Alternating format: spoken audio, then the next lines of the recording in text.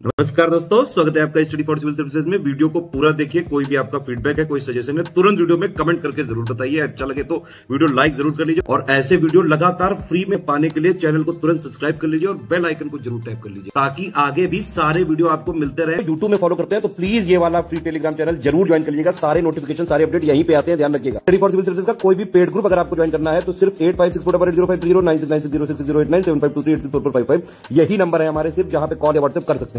Instagram पे हमारा page जरूर फॉलो कर लीजिएगा, studyforcivil.services है। ट्विटर पे हमको जरूर फॉलो कर लीजिएगा, @studyforcivils है। दोस्तों, इस वीडियो के जरिए हम बिहार का सामान्य ज्ञान कवर करने वाले हैं और ये एक संक्षिप्त वीडियो है जिसमें कि आप जितने भी मोस्ट इंपॉर्टेंट फैक्ट हैं उन्हें देखेंगे। परीक्षा से ठीक पहले आपको ऐसा लगता है कि सारे तथ्य एक जगह मिल जाए, जो कि बहुत ज़्यादा जरूरी है, और उन्हें हम एक साथ दोहरा लें। तो ये वीडियो उसी उद्देश्य से बनाया गया है और इसीलिए इसे स्पेशल नोट्स का नाम दिया गया है। संक्षिप्त में हम बहुत कुछ देखने वाले हैं। गागर में सागर आपने सुना है, मुहावरा है, तो बिल्कुल वही काम यहाँ पर होने वाला है। आइए शुरू करते हैं। और ये हिंदी संस्करण इसका है, अंग्रेजी वाला चल रहा है पहले से ही, तो अंग्रेजी माध्यम वाले अभ्यर्थी वहां से देख सकते हैं। हिंदी वाले भाई लोग यहाँ आ जाइए। और इन तथ्यों को देखकर आपको कतई परेशान नहीं होना है कि इतने सारे तथ्य हैं और ये अब जब 2-3 दिन का टाइम बचा है तो उसमें ये वीडियो दिया जा रहा है। ये सब बात नहीं है, पढ़ा तो आपने पहले से ही है। सिर्फ इस वीडियो को 2 से 3 बार देख लीजिएगा। अगर 2 से 3 बार नहीं भी देख पाए तो एक बार कम से कम देख लीजिएगा। अगर आपको लग रहा है कि टाइम ज़्यादा इन्वेस्टमेंट इसमें करना पड़ रहा है तो आप रफ्तार बढ़ा लीजिएगा। चलिए देखते हैं। उतना ही पर्याप्त होगा, उससे आपके जितने भी पढ़े हुए तथ्य हैं ना वो ताज़ा हो जाएंगे। सामान्य जानकारी से शुरू होता है। यहाँ टेबल बनी हुई है और टेबल में हम लोग दोनों तरफ का लेकर चलेंगे। पहले तो यहाँ देख लेते हैं कि बिहार बना कैसे। तो बंगाल एक बहुत बड़ा सूबा हुआ करता था, सूबा माने प्रांत, और उसका आकार बहुत बड़ा था, उसमें से टुकड़े होते गए। तो बिहार भी उसी का टुकड़ा है और बिहार जब बंगाल से अलग होता है तो उसके अंदर उड़ीसा भी मौजूद रहता है। मतलब बिहार के अंदर झारखंड तो ऑब्वियस सी बात है कि रहेगा, उड़ीसा भी रहता है। तो ये स्थिति मतलब घोषणा होती है 12 दिसंबर 1911 की तारीख में, अंग्रेजों के द्वारा की जाती है। दिल्ली दरबार जब आयोजित किया गया था तब। और राजधानी पटना, जो एकदम शुरुआती पौराणिक राजधानी या प्राचीन राजधानी है, वो तो गिरिवज्र है, जिसे कि राजगृह या राजगीर कहा जाता है। लेकिन बाद में राजधानी शिफ्ट हो जाती है पाटलिपुत्र, और ये जो पाटलिपुत्र है ये बाद में पटना कहलाता है। इसके बाद आप देखें कि बिहार उड़ीसा सहित जो प्रांत के गठन की विधिवत घोषणा थी, ये तो दिल्ली दरबार में घोषित किया गया, लेकिन जब ऑफिशियली इसको डिक्लेयर किया गया तो वो जो घोषणा की तारीख थी वो 22 मार्च 1912 की थी। दिसंबर में घोषणा हुई, मार्च में अगले साल ये विधिवत घोषित कर दिया गया। इसके साथ साथ बिहार ने प्रांत के रूप में काम करना शुरू कर दिया था 1 अप्रैल 1912 की तारीख में। उच्च न्यायालय जो बिहार का है वो पटना हाई कोर्ट है। राजकीय भाषा यहाँ की सीधी बात है हिंदी रहेगी, और दूसरी राजकीय भाषा जो है वो उर्दू है। यहाँ आप ये देख रहे हैं, दूसरी राजकीय भाषा क्या है? उर्दू है। राजकीय पक्षी जो है वो गौरैया है, स्पैरो, आजकल बहुत तेजी से गायब होता जा रहा है।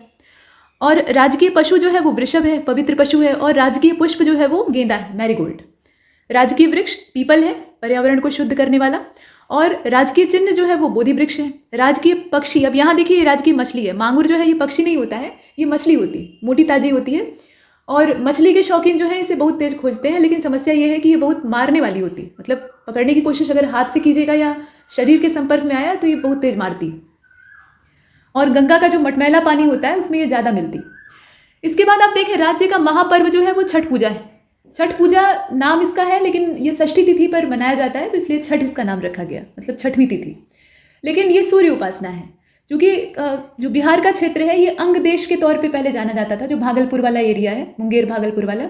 और महारथी कर्ण का वो पालन पोषण वाला स्थान था। जन्मस्थली तो नहीं थी, लेकिन पालन पोषण उधर ही हुआ था, चंपा नगरी में। कर्ण जो थे वो सबसे बड़े सूर्य पूजक थे। सूर्य उपासना वो नित्य किया करते थे घंटों, और उसके बाद बेहिसाब दान देते थे, दिल खोलकर। जो कुछ भी कोई मांगता था वो दान देने में हिचकिचाते नहीं थे। आप जानते ही ये कवच कुंडल उन्होंने अपना दे दिया था। तो उन्हीं की पूजा के तर्ज पे, मतलब वहीं से परंपरा निकल गई और देखा देखी बहुत सारे लोग सूर्य उपासना शुरू करते हैं। और अब ये जो है ये छठ का रूप धारण कर चुका है। तो बिहार से निकलकर ये पूरे भारत में, और भारत से विदेशों में भी जहाँ भारतीय समुदाय रहा करते हैं वहाँ पर ये फैल चुका है। तो एक अच्छा पर्व है, 3 दिन तक मनाया जाता है। इसमें कठोर व्रत रखा जाता है। अभी महिलाओं के जिम्मे ये आ गया है, लेकिन बिहार वाले हिस्से में, मतलब बिहार प्रांत में अगर देखा जाए तो वहाँ महिला पुरुष दोनों ही इस व्रत को रखते हैं। अब इसके बाद आगे चलते हैं, अक्षांशीय विस्तार को देख लेते हैं। तो अक्षांश का जो विस्तार है वो 24 अंश 20 मिनट 10 सेकंड है। अच्छा, यहाँ देखिए 20 जो है ना, इसके ऊपर एक सिंगल डैश है, माने मिनट है ये। और ये जो है ना 10, इसके ऊपर डबल डैश है, माने ये सेकंड है। ये नापने का तरीका है। यहाँ से लेकर 27 अंश 31 मिनट 15 सेकंड उत्तरी अक्षांश। पूरा भारतवर्षीय उत्तरी गोलार्ध में है तो उत्तरी अक्षांश तो होगा ही। और देशांतरीय विस्तार की बात कर लेते हैं। तो आप जानते हैं कि जो हमारी पृथ्वी है वो जियोइड शेप की है, और ऐसे ये जो बीच में लाइन आप देख रहे हैं ये इक्वेटर है। और ऐसे अगर सीधी लाइन खींच दें तो ये क्या कहलाएगा, ये जो मुख्य देशांतर रेखा है वो हो जाएगी। अब इस देशांतर रेखा का जो इधर वाला हिस्सा है ये पूर्व है, मतलब दिशा के हिसाब से, और इधर वाला पश्चिम है। तो ये जो आधा गोला आप खड़ा देख रहे हैं ना, ये क्या है, पूर्वी गोलार्ध है। और हमारा भारतवर्ष उत्तरी गोलार्ध में उत्तर दक्षिण के हिसाब से देखा जाए वो तो है ही है, लेकिन पूर्वी गोलार्ध में है देशांतर रेखाओं के हिसाब से। तो इसीलिए यहाँ पर ईस्टर्न जो लॉन्गिट्यूड है वो दिया हुआ है। तो देख लेते हैं देशांतरीय विस्तार कितना है। ये है 83 अंश 19 मिनट 50 सेकंड से लेकर 88 अंश 17 मिनट 40 सेकंड पूर्वी देशांतर। इसके बाद अब आगे की चीज़ों को देखते हैं। तो कुल क्षेत्रफल जो है अभी वर्तमान में झारखंड के भी इससे निकल जाने के बाद 94,163 स्क्वायर किलोमीटर है मात्र। और लंबाई जो है यहाँ आप देख रहे हैं, लंबाई उत्तर से दक्षिण, यहाँ लंबाई नापने का जो दिशा है वो क्या है, उत्तर से दक्षिण लंबाई नापी गई है, तो वो 345 किलोमीटर है।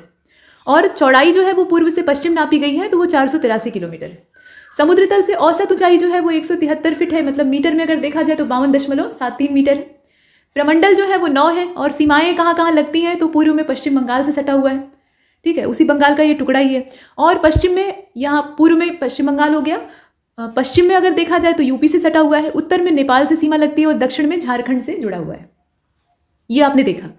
इसके बाद अब जिला जो है, मतलब जिलों की संख्या 38 है, लोकसभा सीटों की संख्या 40 है, राज्यसभा सीटों की संख्या 16 है, विधानसभा सीटों की संख्या 243 है, विधान परिषद के सदस्य हैं उनकी संख्या 75 है, लोकसभा में अनुसूचित जाति के लिए आरक्षित सीटों की संख्या 6 है और विधानसभा में अनुसूचित जाति के लिए आरक्षित सीटों की संख्या 40 है। कुल जनसंख्या की अगर बात करें, ये जनगणना 2011 का आंकड़ा है और अभी तक जो लेटेस्ट आंकड़ा है, मतलब सेंसस अभी रिकॉर्ड तो उस प्रक्रिया को शुरू किया जा चुका है, लेकिन अभी जो फाइनल डाटा है वो आया नहीं है।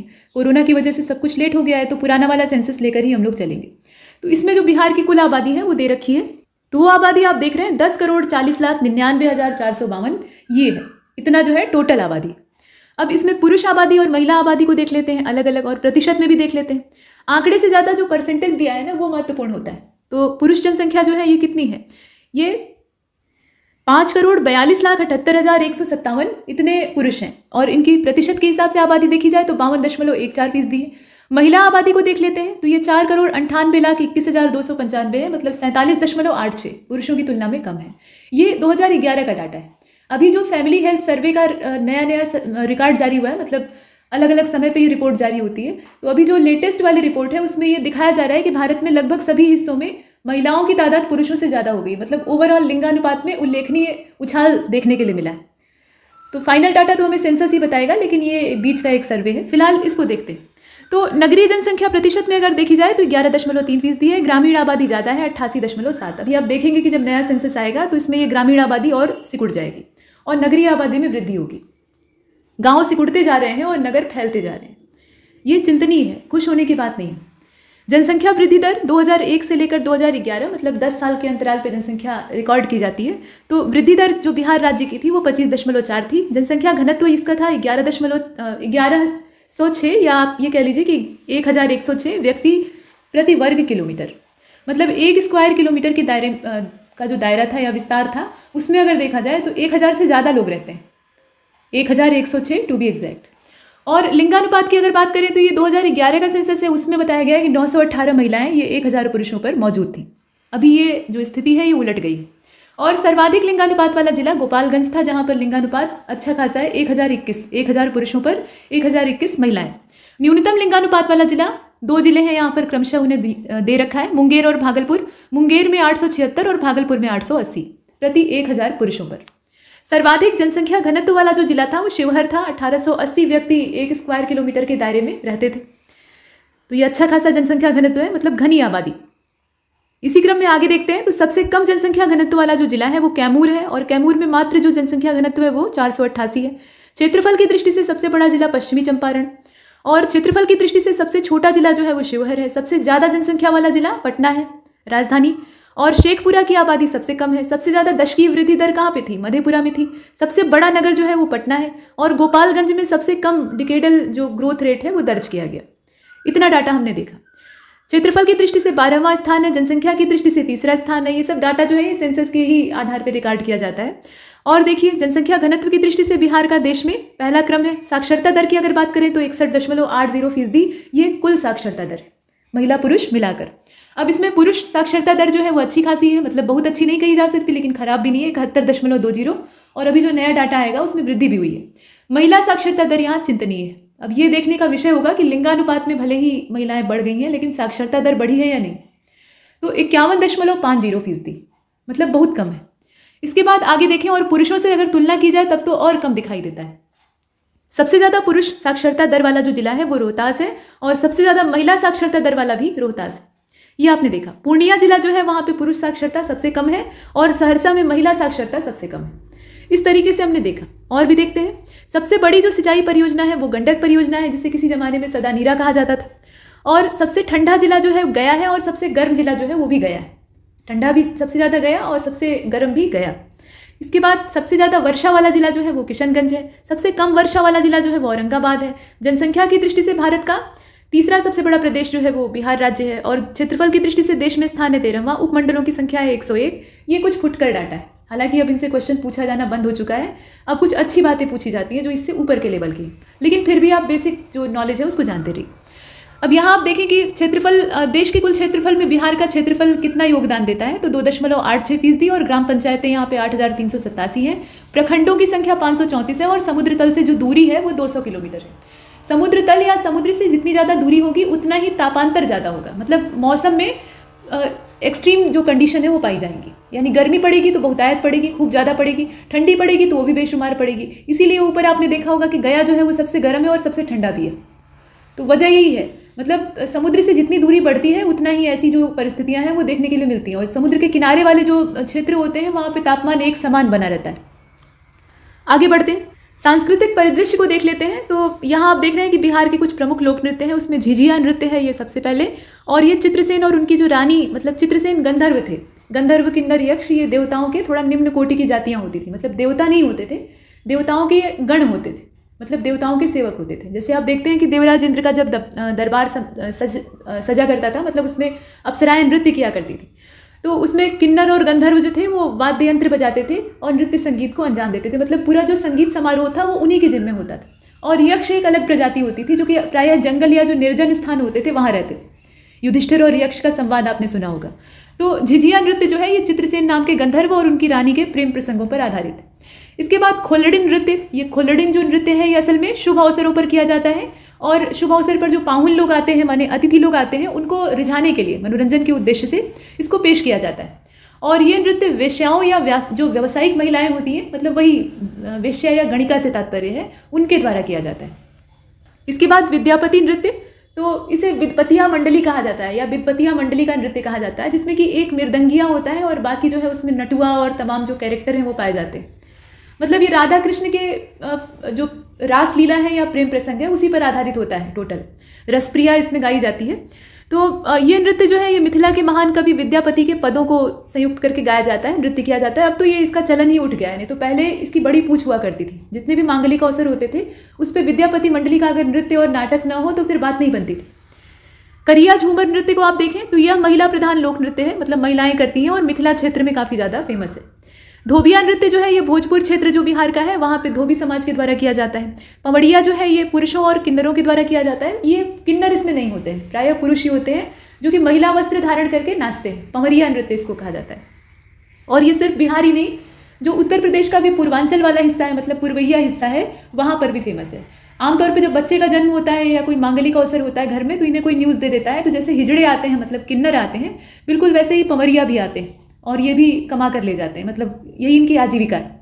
इसके बाद आगे चलते हैं। लौंडा नृत्य को आप देख रहे हैं तो ये लौंडों के द्वारा, मतलब लड़कों के द्वारा किया जाता है और ये भोजपुर क्षेत्र में प्रचलित है। जोगीड़ा नृत्य जो है ये सामूहिक रूप से जो गांव के लोग हैं वो करते हैं। जोगीड़ा गाते हैं, ये होली के अवसर पर होता है, भांग छानते हैं और नृत्य करते हैं, मतलब मस्ती करते हैं।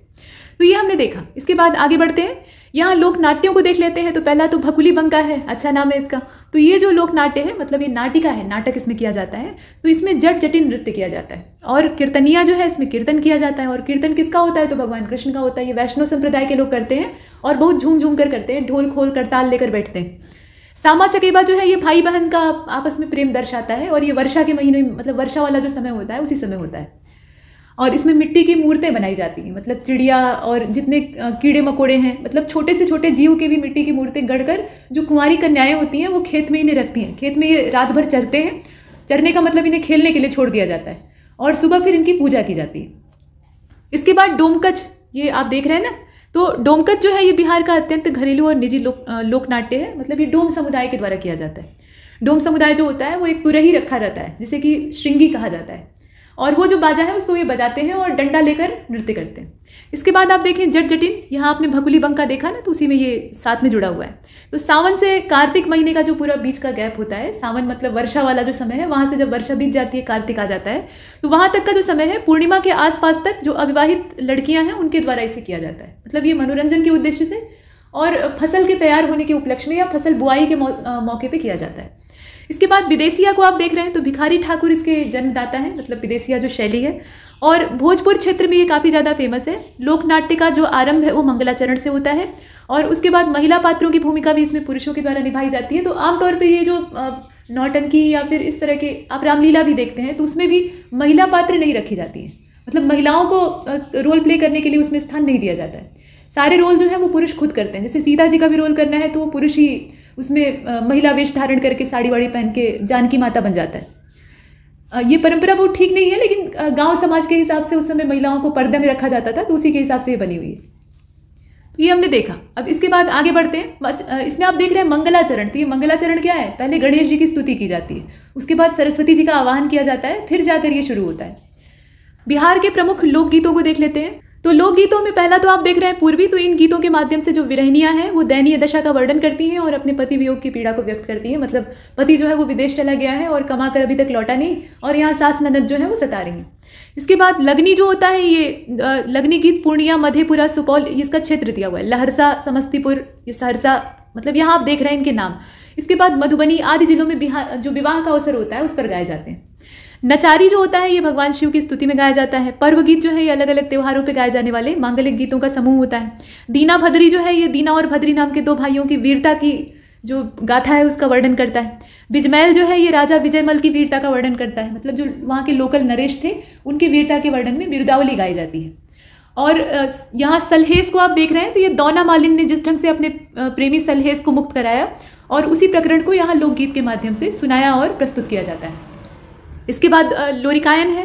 तो ये लोरिक नाम के एक वीर योद्धा का जीवन प्रसंग है। मतलब उन्हीं के पूरी जीवन गाथा का वर्णन, वीर रस का लोकगीत है ये।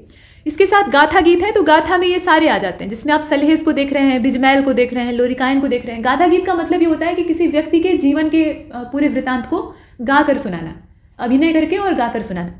इसके बाद नीचे आप संस्कार गीत को देख रहे हैं। तो संस्कार गीत बहुत सारे हैं, जिसमें सोहर जो है ये आमतौर पर पुत्र जन्म के अवसर पर गाया जाता है।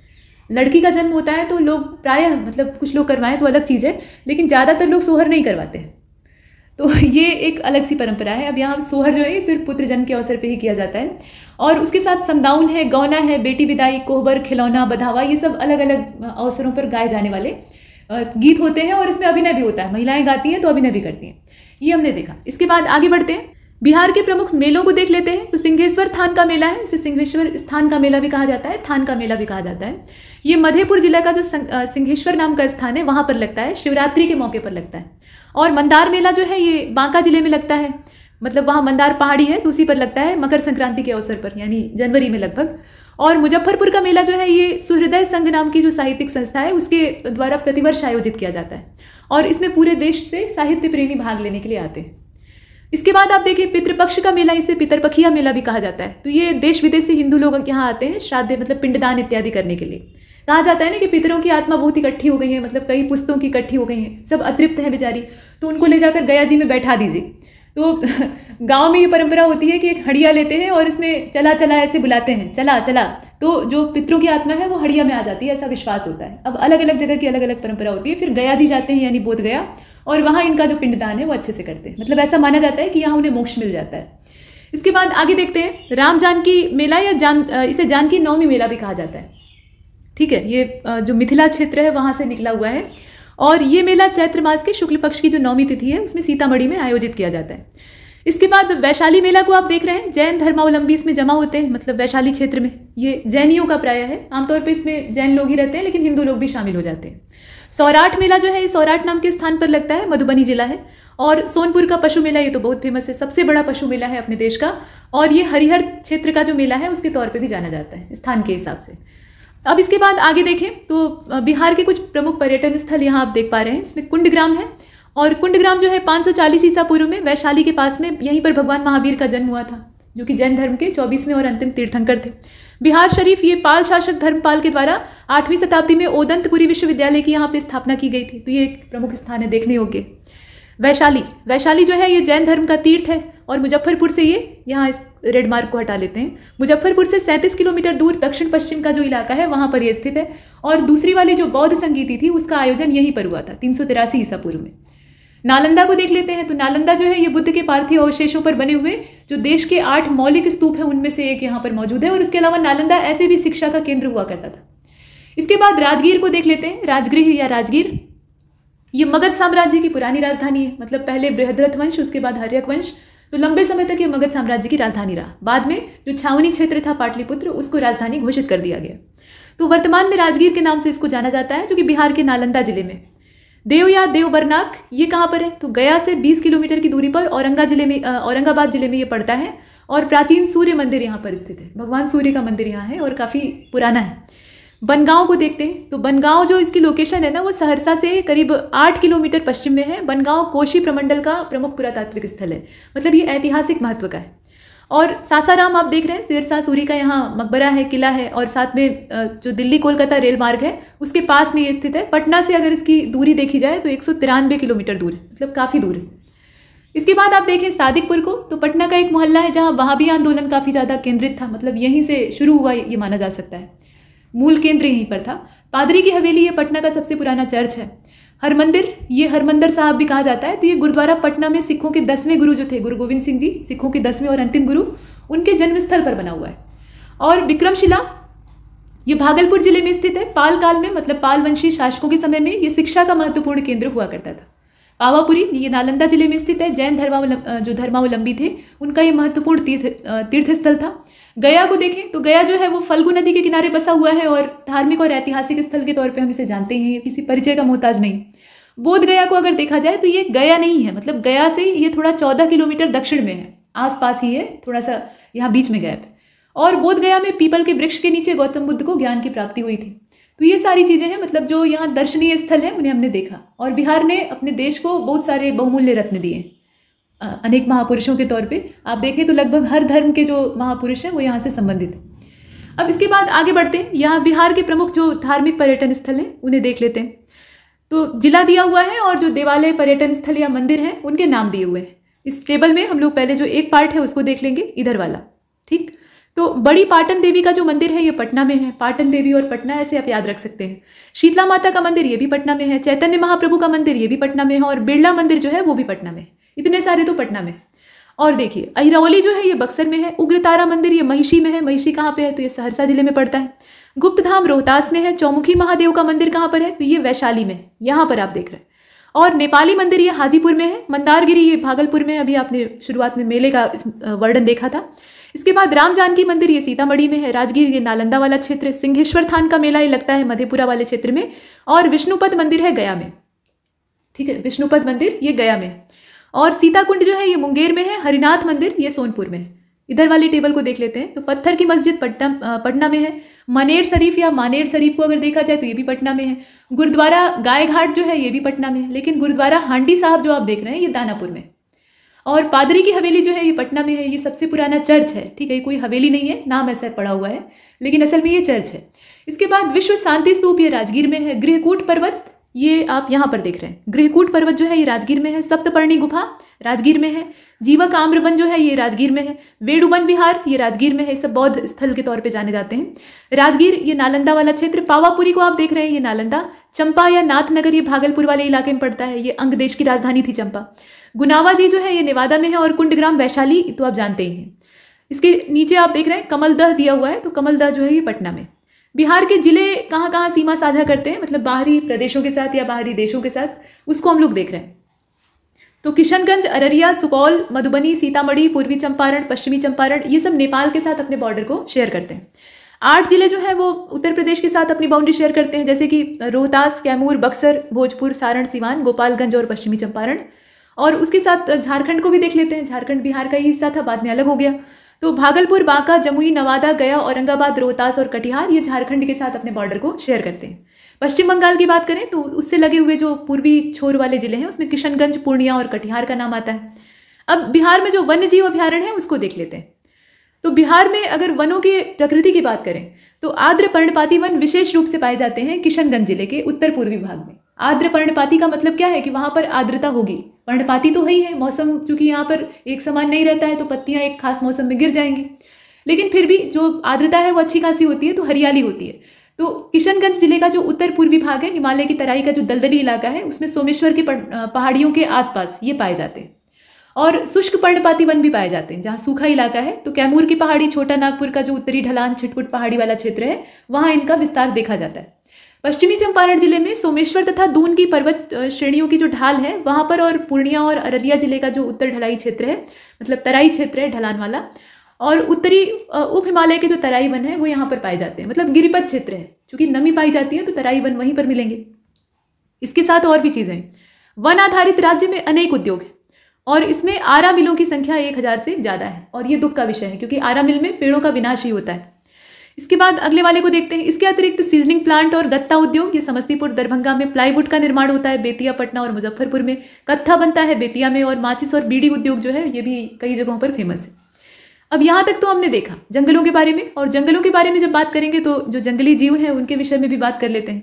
तो यहाँ हम देखेंगे वन्य जीव विहार और पक्षी विहारों को, मतलब वन्य जीवों और पक्षियों के संरक्षण के उद्देश्य से कौन से जिले में कौन सा अभ्यारण्य या विहार स्थित है।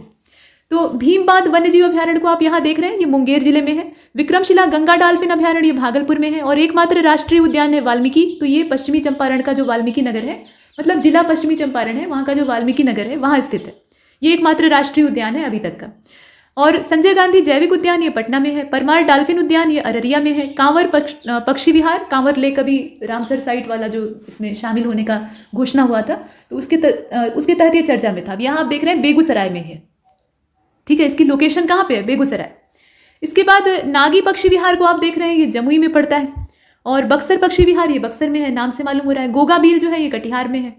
और कुशेश्वर पक्षी विहार ये दरभंगा में पड़ता है, कुशेश्वर नाम की जगह है। जमुई में ही नकटी भी है।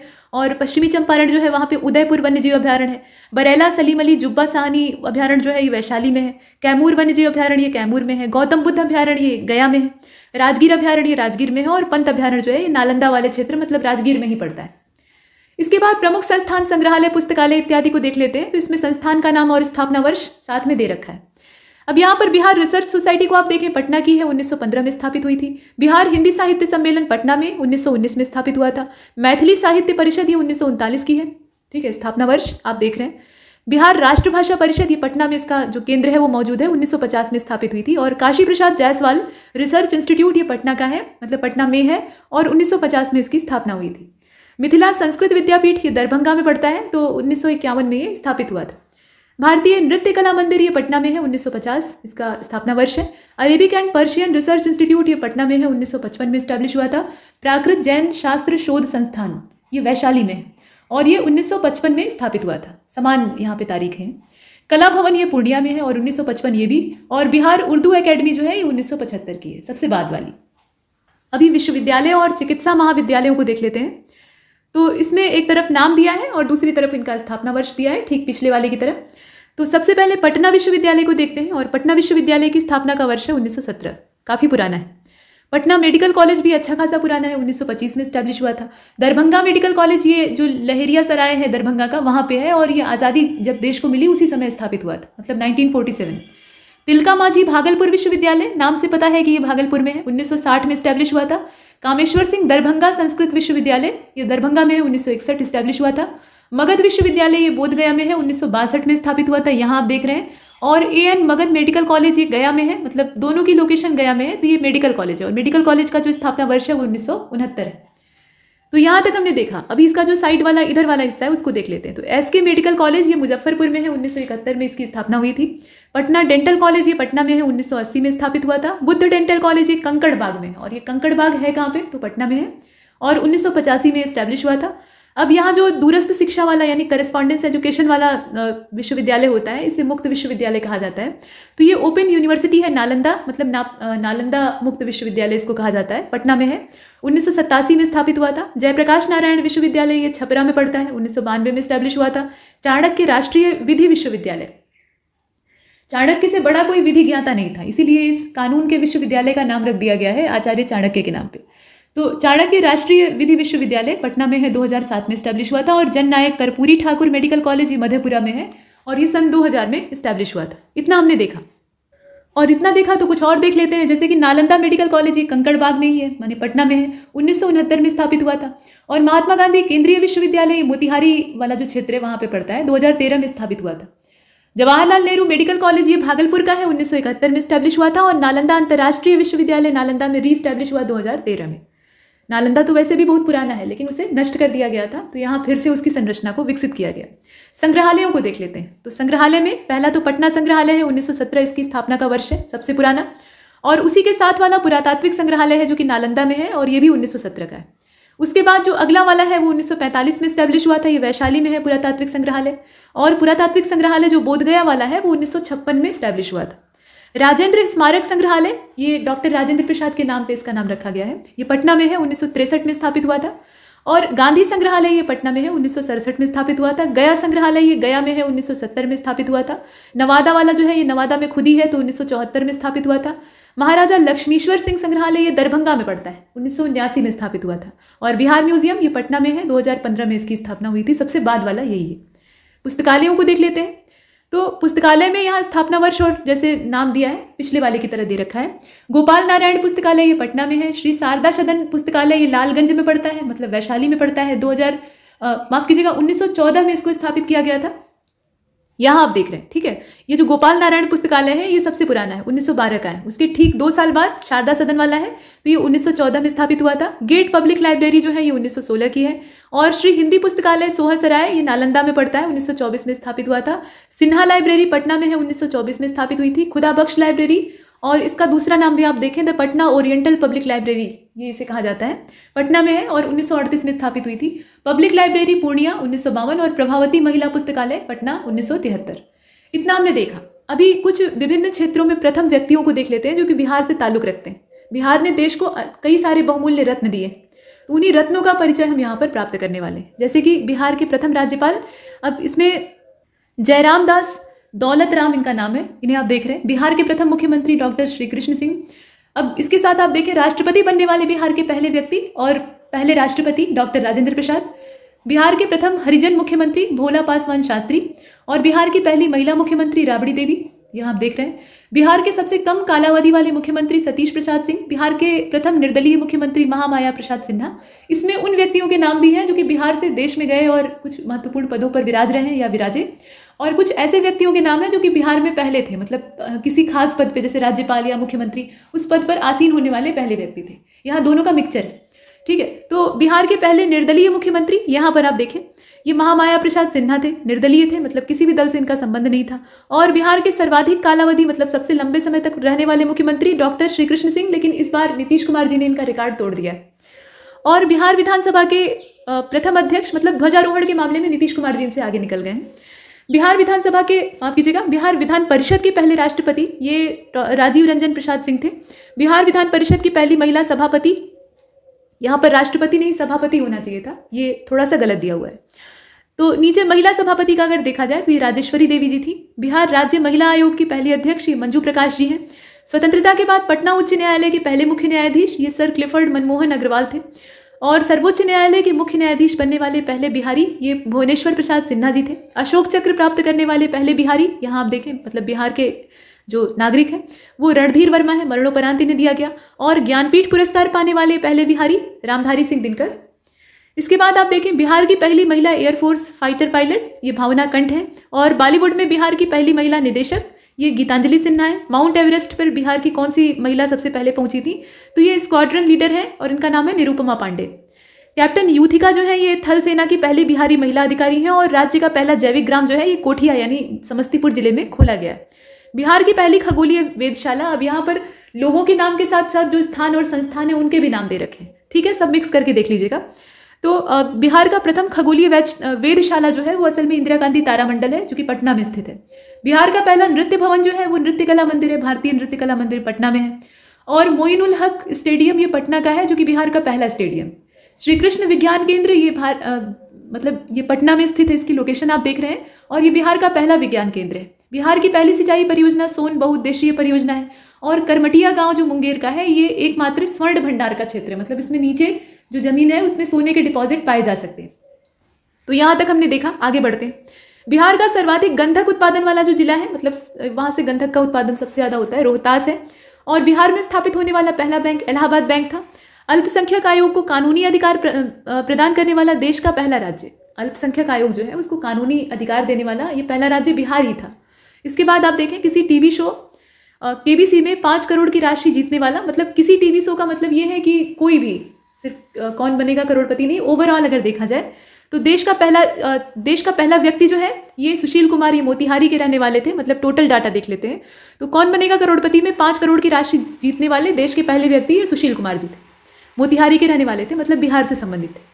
बिहार का सबसे बड़ा राष्ट्रीयकृत बैंक जो है वो भारतीय स्टेट बैंक है। और बिहार का सबसे बड़ा तीर्थ स्थान गया है, सिर्फ बौद्ध महत्व से ही नहीं, बाकी हिंदुओं के भी महत्व से। इसके बाद आप देखिए, बिहार का सबसे बड़ा रेलवे जंक्शन जो है वो पटना जंक्शन है। यहाँ तक हमने देखा। अब इसके बाद कुछ जो पैराग्राफ वाला करंट अफेयर है, माफ कीजिएगा, पैराग्राफ वाला जनरल नॉलेज है, उसको देख लेते हैं, क्योंकि इतिहास में तो करंट अफेयर जैसी कोई चीज़ नहीं होती, सारी चीज़ें पुरानी हैं। और यही जो पुरानी चीज़ें हैं, इन्हीं से हमें ज़्यादा से ज़्यादा तथ्यों को अपने दिमाग में स्टोर करके रखना है। तो सबसे पहले शुरुआत करते हैं पुराने ज़माने से, यानी प्राचीन काल से, और उसी क्रम में मध्यकाल और आधुनिक काल को भी हम देखेंगे। वन लाइनर डाटा है, इसमें आप देखें कि मूल रूप से विहार शब्द जो है इसका मतलब होता है बौद्ध मठ। ठीक है, यहाँ आप देख रहे हैं बौद्ध मठ और या बौद्ध संघ के जो स्थायी निवास होते हैं और विहार, इनमें थोड़ा अंतर होता है। बुद्ध अपने शिष्यों के साथ लंबी यात्रा करते थे अपने धर्म प्रचार के लिए। धर्म प्रचार करना उनका एकमात्र उद्देश्य था, तो उसके लिए वो लगातार चलते रहते थे, मतलब एक स्थान पर टिकते ही नहीं थे। और शारीरिक रूप से काफ़ी हट्टे कट्टे थे, तो उनके लिए थकान जैसी कोई बात नहीं थी। एक दिन में 20-20 किलोमीटर चल लेते थे। तो पूरे साल भर वो चलते रहते थे, जहाँ रुकते थे वहाँ उपदेश देते थे, फिर वहाँ से चल देते थे। लेकिन जब वर्षा ऋतु का मौसम आता था तो उस समय ये परेशान हो जाते थे, मतलब मजबूर हो जाते थे।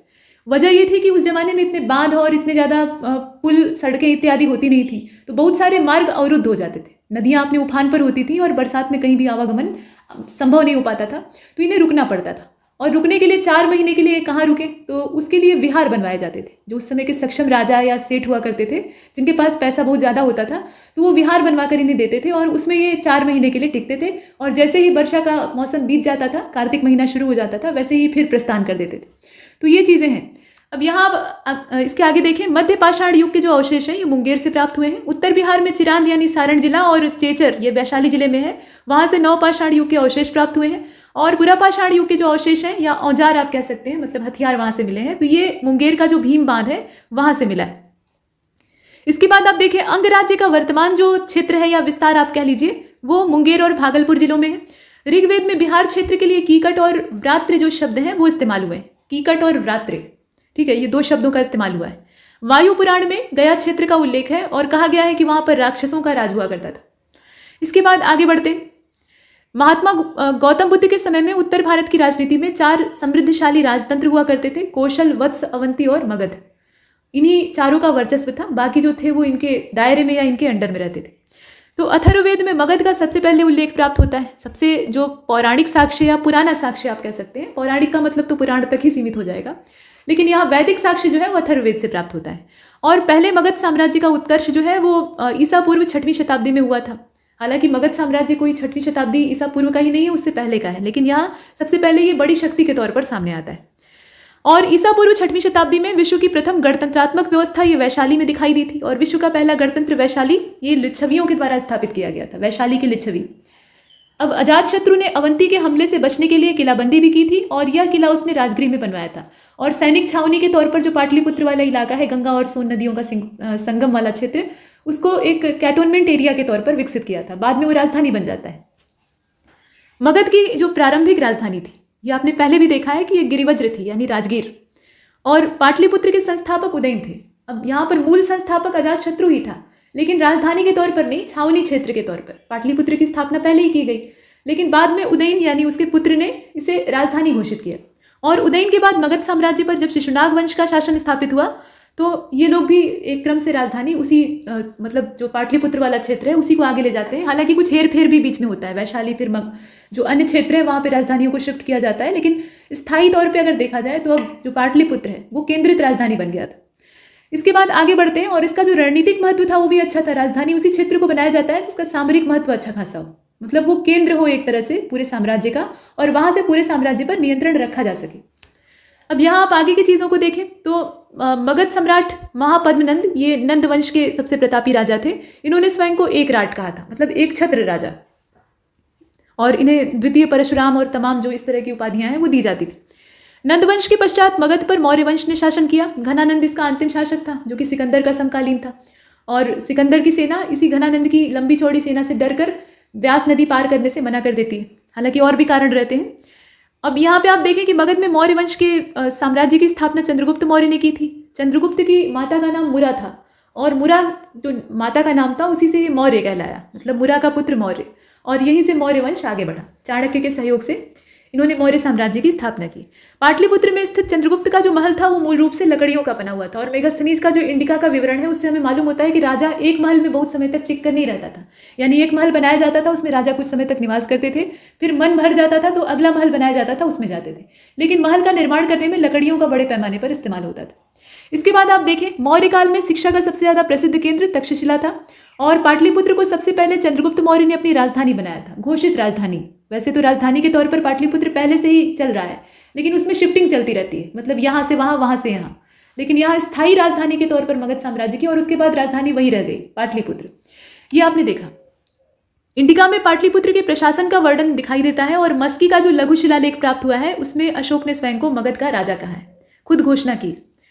नालंदा से प्राप्त जो मुद्रा लेख है उसमें अवंतीवर्मन को महाराजाधिराज कहा गया है, मतलब राजाओं का राजा, और महेंद्र ठाकुर ने दरभंगा राजवंश की स्थापना की थी। तो यहाँ वन लाइनर फैक्ट है, इनका आपस में कोई ताल्लुक हो यह आवश्यक नहीं, जानकारी देना ये सिर्फ उद्देश्य है। सुचंद्र वर्मन ने मगध में अपना पहला स्वतंत्र राज्य कायम किया था, यहाँ आप देख रहे हैं। और गुप्त काल में नालंदा महाविहार की स्थापना हुई थी। इसका जो संस्थापक था वो कुमार गुप्त था। गुप्त वंश के अधीन 4वीं शताब्दी ईस्वी में बिहार के गौरव का पुनरुद्धार हुआ।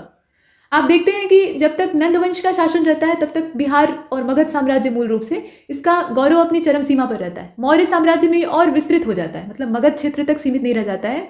इसका विस्तार भारतवर्ष में अन्य इलाकों में भी हो जाता है। मतलब आप देखेंगे कि मौर्य साम्राज्य की सीमाएं दूर दूर तक फैली हुई थी, चक्रवर्ती राजा का शासन था। तो ये विस्तार होता है, वैभव अपने शिखर पर होता है, लेकिन उसके बाद धीरे धीरे पतन की घटनाएं होती हैं, क्योंकि शुंग वंश और शुंग वंश के बाद कर्ण वंश धीरे धीरे करके इनका विस्तार सिकुड़ने लगता है।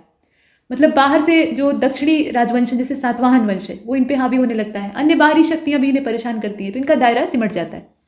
अब यहाँ आप देखें कि स्थापत्य के क्षेत्र में गुप्त काल की उपलब्धियों में बोध गया का महाबोधि मंदिर और नालंदा महाविहार, इसके जो अवशेष हैं वो काफी महत्वपूर्ण स्थान रखते हैं। मध्यकाल की बात कर लेते हैं, ये तो हमने प्राचीन काल को देखा। तो मध्यकाल में अगर घुसे तो यहाँ बंगाल का जो पाल वंश था उसके संस्थापक थे गोपाल, और इनका साम्राज्य बिहार के क्षेत्र में भी फैला हुआ था। तो आप जानते हैं कि बिहार उस समय बंगाल वाले जो बड़ा सा प्रांत था उसी का हिस्सा जुड़ा हुआ था। और गोपाल के ओदंतपुरी अर्थात वर्तमान का जो बिहार शरीफ है, ओदंतपुरी यानी आज के समय में जो बिहार शरीफ कहा जाता है, उसमें एक मठ और विश्वविद्यालय का निर्माण करवाने के जो साक्ष्य हैं वो दिखाई देते हैं। मतलब गोपाल के द्वारा एक मठ बनवाया गया था और एक विश्वविद्यालय बनवाया गया था। और आप जानते ही हैं कि पाल शासक धर्मपाल ने भागलपुर जिले में विक्रमशिला वाला जो क्षेत्र है वहाँ पे महाविहार और विक्रमशिला विश्वविद्यालय की स्थापना की थी। ये चीज़ें आप जानते हैं। इसके अलावा 200 गांव जो है वो नालंदा विश्वविद्यालय की रख रखाव के लिए दान में दिए गए थे। मतलब उनके द्वारा प्राप्त राजस्व या उनसे जो आमदनी मिले उससे विश्वविद्यालय को पोषण दीजिए। देवपाल ने नालंदा में एक बिहार की देखरेख हेतु 5 गांव अनुदान में दिए थे। और प्रतिहारों ने, यहाँ आप देख सकते हैं, प्रतिहारों ने पूर्वी उत्तर प्रदेश और बिहार के अधिकांश क्षेत्रों पर मिहिर भोज और महेंद्रपाल के शासनकाल में कब्जा कर लिया था। 12वीं शताब्दी का जैसे जैसे समापन होता जाता है तो बिहार जो है वो तुर्कों से परेशान हो जाता है। ये तुर्क जो है ये लालचवश यहाँ आते हैं और सिर्फ आकर अधिकार ही नहीं करते हैं बल्कि नष्ट करने की मंशा लेकर आते हैं, तोड़ते फोड़ते हैं, किताबों और पुस्तकालयों में आग लगा देते हैं। इस तरह की घृणित घटनाएं होती हैं। तो ये आक्रमण शुरू हो गए थे। तुरुष्क दंड नाम का जो कर है उसकी चर्चा ये गढ़वाल वंश के शासक गोविंद चंद्र के मुंगेर ताम्रपत्र से दिखाई देती है, तुरुष्क दंड। और बिहार में तुर्क सत्ता स्थापना का वास्तविक श्रेय जो है वो इख्तियारुद्दीन मोहम्मद इब्ने बख्तियार खिलजी, इतना महिमा मंडित नाम है लेकिन इनका काम कतई महिमा मंडित नहीं था। इन्होंने पुस्तकालय के बाद पुस्तकालय और महाविहार के बाद महाविहारों में आग लगवाई थी। मतलब बिना सोचे समझे मूल्यवान पुस्तकों की जो प्रतिलिपियां थी या फिर पांडुलिपियां थी उनको ऐसे ही आग में झोंक दिया। ऐसा कोई भी बुद्धिमान मनुष्य नहीं कर सकता है। तो यहाँ आप देखें, इसके बाद बिहार के क्षेत्र में फिरोज शाह, सिकंदर लोदी, बलबन, इल्तुतमिश, गयासुद्दीन तुगलक, इन सब के आक्रमण होते हैं। इसके बाद आगे बढ़े, अन्य चीज़ों को देख लेते हैं। तो राजगीर के जैन मंदिरों के अभिलेख में फिरोज शाह तुगलक के द्वारा इन्हें दान में दिए जाने का उल्लेख दिखाई देता है। और मध्यकाल में बिहार की राजनीतिक शक्ति, शैक्षणिक और सांस्कृतिक गरिमा जो है वो खंडित हो गई थी, उसे खंडित किया गया था। और मुगल शासक अकबर ने सबसे पहले बिहार को अपने साम्राज्य में मिला लिया। इसके बाद आप आगे देखिए, तो इल्तुतमिश ने बिहार में अपना पहला सूबेदार मलिक जानी को नियुक्त किया था। और शेरशाह सूरी के शासनकाल में बिहार की खोई हुई जो आंशिक प्रतिष्ठा है वो पुनः स्थापित हुई थी, क्योंकि शेरशाह सूरी कुछ हद तक कला और शिक्षा का कद्रदान था बाकियों की तुलना में। लेकिन बाद में वो भी रही सही कसर जो है वो समाप्त हो जाती है। जब शेरशाह सूरी का समापन होता है, मतलब उसका अंत होता है, तो फिर से एक बार मुगल वापस हो जाते हैं। अब इसके बाद आप आगे देखें, शेरशाह ने अपनी प्राचीन, यहाँ आप देख सकते हैं, शेरशाह ने प्राचीन पाटलिपुत्र नगरी के स्थान पर पटना शहर बसाया, जो कि खंडित हो चुकी थी, मतलब बार बार आक्रमण के परिणाम स्वरूप जर्जर हो गई थी। तो उसे फिर से एक बार स्थापित किया, पटना नाम दिया। और नालंदा विश्वविद्यालय का वैभव जो है वो बख्तियार के हाथ से नष्ट हुआ था, जिसका महिमा मंडन ऊपर किया गया है। तो यहाँ तक आपने देखा। इसके बाद आगे चलते हैं। अकबर ने 1576 में बंगाल तथा बिहार को मुगल साम्राज्य में मिला लिया। और 12 अगस्त 1765 की बात है, जब शाह आलम द्वितीय जो है वो ईस्ट इंडिया कंपनी के साथ समझौता करते हैं मजबूरी में, जब बक्सर का युद्ध समाप्त होता है और तीनों जने की जो संयुक्त सेना है वो अंग्रेजी ईस्ट इंडिया कंपनी से हार जाती है। मतलब ये तय हो जाता है कि अब भारत पर अंग्रेज शासन करेंगे। तो उसके चलते इलाहाबाद की संधि होती है और उसमें ये तय होता है कि बंगाल, बिहार और उड़ीसा की जो दीवानी है, मतलब राजस्व वसूली आदि का जो अधिकार है, वो क्लाइव को दे दिया जाएगा, मतलब अंग्रेजों के हाथ में चला जाएगा। और मुगलों के पतन के बाद बिहार बंगाल के जो नवाब हैं उनके अधीन हो गया था। मतलब बंगाल की नवाबी जो थी वो अपने आप में निरंकुश थी, वो पहले से ही जो मुगल शासक थे उनके कंट्रोल में नहीं आती थी, लाख कोशिश के बाद भी। तो अभी बिहार जो है वो बंगाल के नवाबों के हाथ में चला गया था। आधुनिक काल की बात कर लेते हैं। तो बंगाल के नवाब मीर कासिम ने मुंगेर को अपनी राजधानी बनाया। मीर जाफर और मीर कासिम के बारे में आप सुनते हैं। मीर कासिम जो था ये थोड़ा महत्वाकांक्षी था। मीर जाफर तो गद्दार था, मतलब सिर्फ अंग्रेजों के पीछे पीछे घूमना ये उद्देश्य था। लेकिन मीर कासिम जो था ये महत्वाकांक्षी भी था और इसके अंदर अपनी समझ थी। तो इसने खुद की सेना को सुसंगठित करने का और अपने राज्य के विस्तार और खोई हुई शक्ति को फिर से प्राप्त करने का पुरजोर प्रयास किया। परिणाम ये होता है कि मीर कासिम बगावती हो जाते हैं और ये शाह आलम द्वितीय और जो शुजाउद्दौला था इनके साथ मिलकर फिर विद्रोह की पूरी प्लानिंग होती है, लेकिन वो सफल नहीं होती। मतलब कोशिश तो होती है और कोशिश अगर सही तरीके से काम कर गई होती तो अंग्रेज पराजित हो गए होते, लेकिन ऐसा हो नहीं पाता है। फिलहाल यहाँ वही चीज़ दी हुई है। तो रॉबर्ट क्लाइव ने शिताब राय को बिहार का नायब दीवान नियुक्त किया था और गोल घर का निर्माण ये गवर्नर जनरल लॉर्ड कॉर्नवालिस के ज़माने में हुआ था। ये गोल घर जो है ना ये लॉर्ड कॉर्नवालिस के समय में बना था। 1830 के दशक में पटना नगर वहाबी आंदोलन का केंद्र बन गया था। और 1857 की क्रांति की बात करें तो यहाँ पे बिहार में क्रांतिकारियों का नेतृत्व बाबू कुंवर सिंह ने किया था। ये जमींदार थे और बहुत ही बहादुर आदमी थे। 75 से ऊपर इनकी उम्र थी, लगभग 80 वर्ष की अवस्था, मतलब वृद्ध थे, वयोवृद्ध थे। और उसके बावजूद इनके अंदर बेजोड़ साहस था। मतलब अंग्रेजों से ये जमकर लोहा लेते रहे और एक बार क्या हुआ कि अंग्रेज इन्हें घेर लेते हैं। तो ये नाव में बैठकर गंगा नदी पार कर रहे होते हैं और अंग्रेज गोलियां बरसाते हैं। गोली इनके हाथ में लगती है और वो दाहिना हाथ होता है, बाएं हाथ में ये तलवार पकड़कर दाहिने हाथ को ऐसे ही अपने कंधे से अलग कर देते हैं और गंगा को भेंट कर देते हैं ताकि जहर उनके शरीर में न फैले। तो इतनी हिम्मत इनके अंदर थी। अब इसके बाद आप आगे देखिए, श्री दीप नारायण सिंह के प्रयत्नों से बिहार प्रांतीय कांग्रेस का दूसरा अधिवेशन संपन्न होता है और साथ में कुछ और चीज़ें भी दी हुई हैं। जैसे आप देखें कि जयप्रकाश नारायण बिहार सोशलिस्ट पार्टी के संस्थापक थे, बाबू जयप्रकाश नारायण। इन्हें शॉर्टकट में जेपी कहा जाता था। अखिल भारतीय किसान कांग्रेस का गठन 1936 में हुआ था और बिहार उड़ीसा का जो विभाजन है ये 1936 में हुआ था। ये अलग अलग चीज़ें हैं, मतलब विभिन्न तथ्यों को एक साथ समायोजित किया गया। बिहार के प्रमुख समाचार पत्र बिहारी के संपादक बाबू माहेश्वर प्रसाद थे और चंपारण का जो नील आंदोलन है उसमें राष्ट्रीय नेता महात्मा गांधी थे, लेकिन क्षेत्रीय नेताओं के नाम भी आपको मालूम होने चाहिए। असहयोग आंदोलन के दौरान जयप्रकाश नारायण ने पटना कॉलेज को छोड़ दिया, जबकि उनकी परीक्षा में सिर्फ 20 दिन बचे थे और वो विलक्षण मेधावी थे।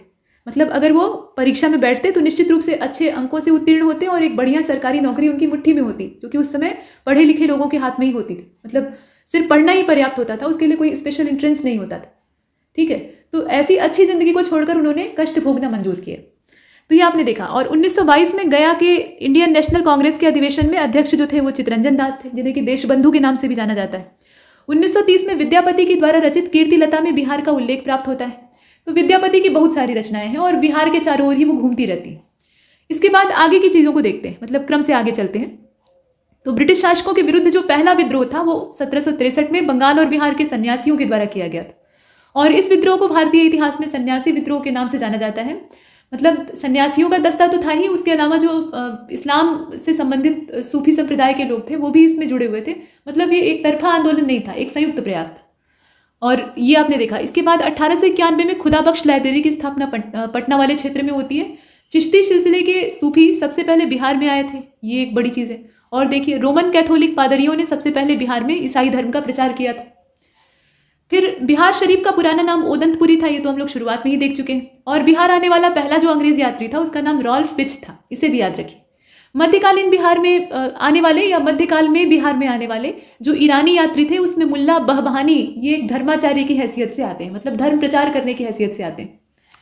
इसके बाद अब स्वतंत्रता आंदोलन की ओर बढ़ चलते हैं। तो क्रांतिकारी जो बिहार से हुए हैं, जिन्होंने कि आज़ादी की लड़ाई में अपना खून पसीना बहाया, उन्हें देखते हैं। तो श्री सियाराम सिंह को देख लेते हैं। इनके नेतृत्व में सियाराम दल का गठन हुआ था, जो कि बिहार में क्रांतिकारी विस्फोटक गतिविधियों को अंजाम देता था। अंबिकाकांत सिंह और जगदीश नारायण को देखिए, तो युवक नाम की मासिक पत्रिका को इन्होंने शुरू किया था और ये बड़ी ही उत्तेजक विचारों से भरी हुई थी। चंद्रमा सिंह जो थे, ये लाहौर और पटना षड्यंत्र कांड जो था, इसमें यहाँ आप देखिए, चंद्रमा सिंह ने लाहौर और पटना षड्यंत्र कांड के मुखबिर फणेंद्र नाथ की हत्या कर दी थी। ये फणेंद्र नाथ जो है ये पिघल जाते हैं अंग्रेजों के डर से और सारे साथियों के नाम उगल देते हैं। परिणाम ये होता है कि उन्हें फांसी पर चढ़ा दिया जाता है, मतलब जिनके नाम उगले रहते हैं। तो उसका दंड इन्हें चंद्रमा सिंह के द्वारा दिया जाता है, अच्छी बात है। इसके बाद आप देखें, खुदीराम बोस और प्रफुल्ल चंद चाकी, ये 1908 में मुजफ्फरपुर के जिला जज DH किंग्सफोर्ड की हत्या की कोशिश करते हैं, लेकिन समस्या ये होती है कि ये पहचानते नहीं है किंग्सफोर्ड को, और हड़बड़ाहट में बम जब फेंकते हैं तो वो जाकर कैनेडी की जो बग्घी है उस पर गिरता है और उसके पत्नी और बेटी और मतलब परिवार के जो सदस्य हैं वो मारे जाते हैं। अब उसके बाद खुदीराम बोस और प्रफुल्ल चंद चाकी जो है वो दो अलग दिशाओं में पलायन कर जाते हैं। अब यहाँ अगर आप देखें तो डॉक्टर ज्ञानेंद्र नाथ और केदारनाथ बनर्जी, इसके अलावा बाला ठाकुर दास का नाम दिया है, तो ये प्रारंभिक क्रांतिकारी थे शुरुआती दौर के। कार्यानंद शर्मा को आप देख रहे हैं, तो बकाष्ठ भूमि वापसी के लिए कार्यानंद शर्मा के नेतृत्व में 1935 में मुंगेर जिला अंतर्गत जो बढ़िया ताल है, मतलब मुंगेर जिले में ये बढ़िया ताल पड़ता है, तो वहां पर आंदोलन चलाया गया था। अभी इतिहास के स्रोतों को थोड़ा सा देख लेते हैं। तो पुरातात्विक स्रोतों में इतिहास के अगर पुरातात्विक हिस्से को देखना चाहें तो बिहार से हमें कौन कौन से साक्ष्य मिलते हैं। पूर्व ऐतिहासिक युग के स्रोत जो है ना, ये मुंगेर से प्राप्त होते हैं। इसके अलावा सारण, वैशाली, गया, पटना के जो विभिन्न स्थान है वहां से ये प्राप्त हुए हैं। सारण के चिरांद से नवपाषाणकालीन हड्डी के उपकरण, मतलब हड्डी के जो औजार हैं वो प्राप्त हुए हैं। वैशाली का जो चेंचर है, गया का जो सोनपुर है, पटना का मनेर है, यहाँ से ताम्र प्रस्तर युगीन मतलब जो ताम्र पाषाणकालीन उपकरण है वो प्राप्त हुए। मृदभांड भी मिले।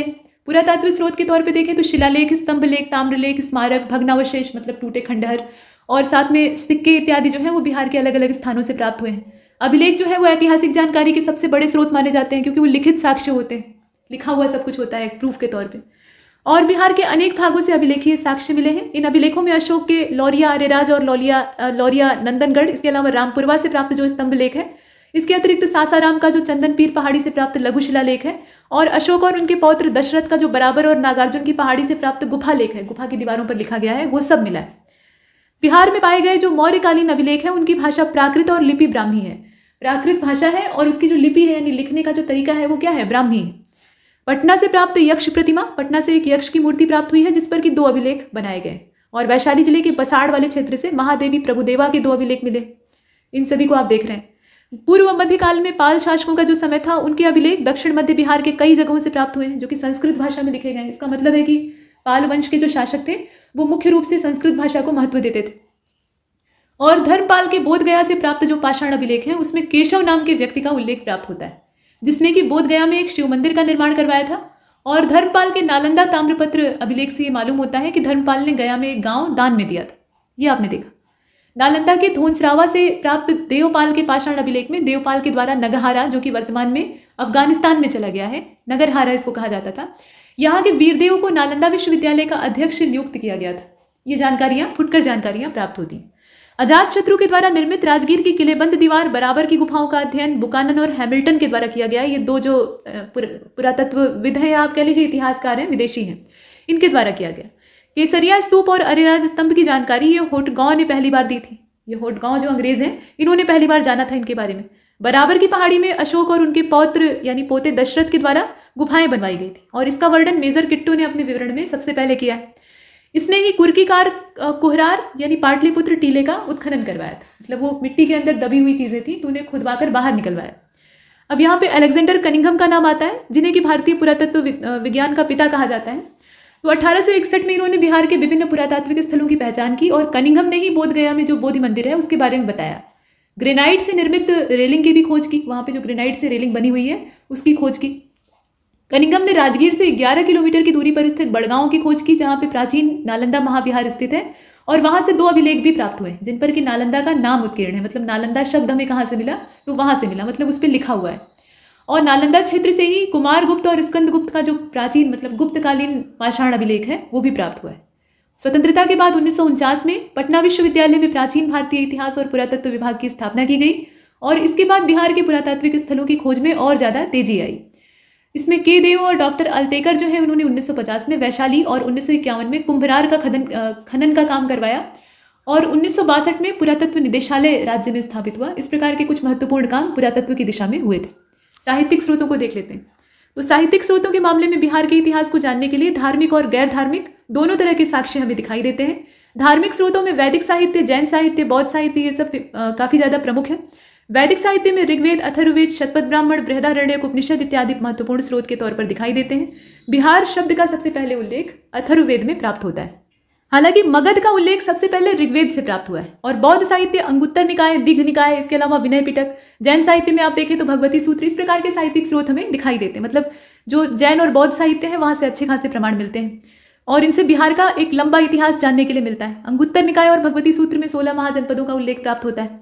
16 महाजनपदों में मगध, लिच्छवी और अंग जो है ये बिहार में स्थित है और मध्यकाल में मिनहाजुल सिराज की जो पुस्तक है तबकात नासिरी, इसके अलावा अब्बास खां शेरवानी की तारीख है शेरशाह सूरी के जीवन पर लिखी गई थी।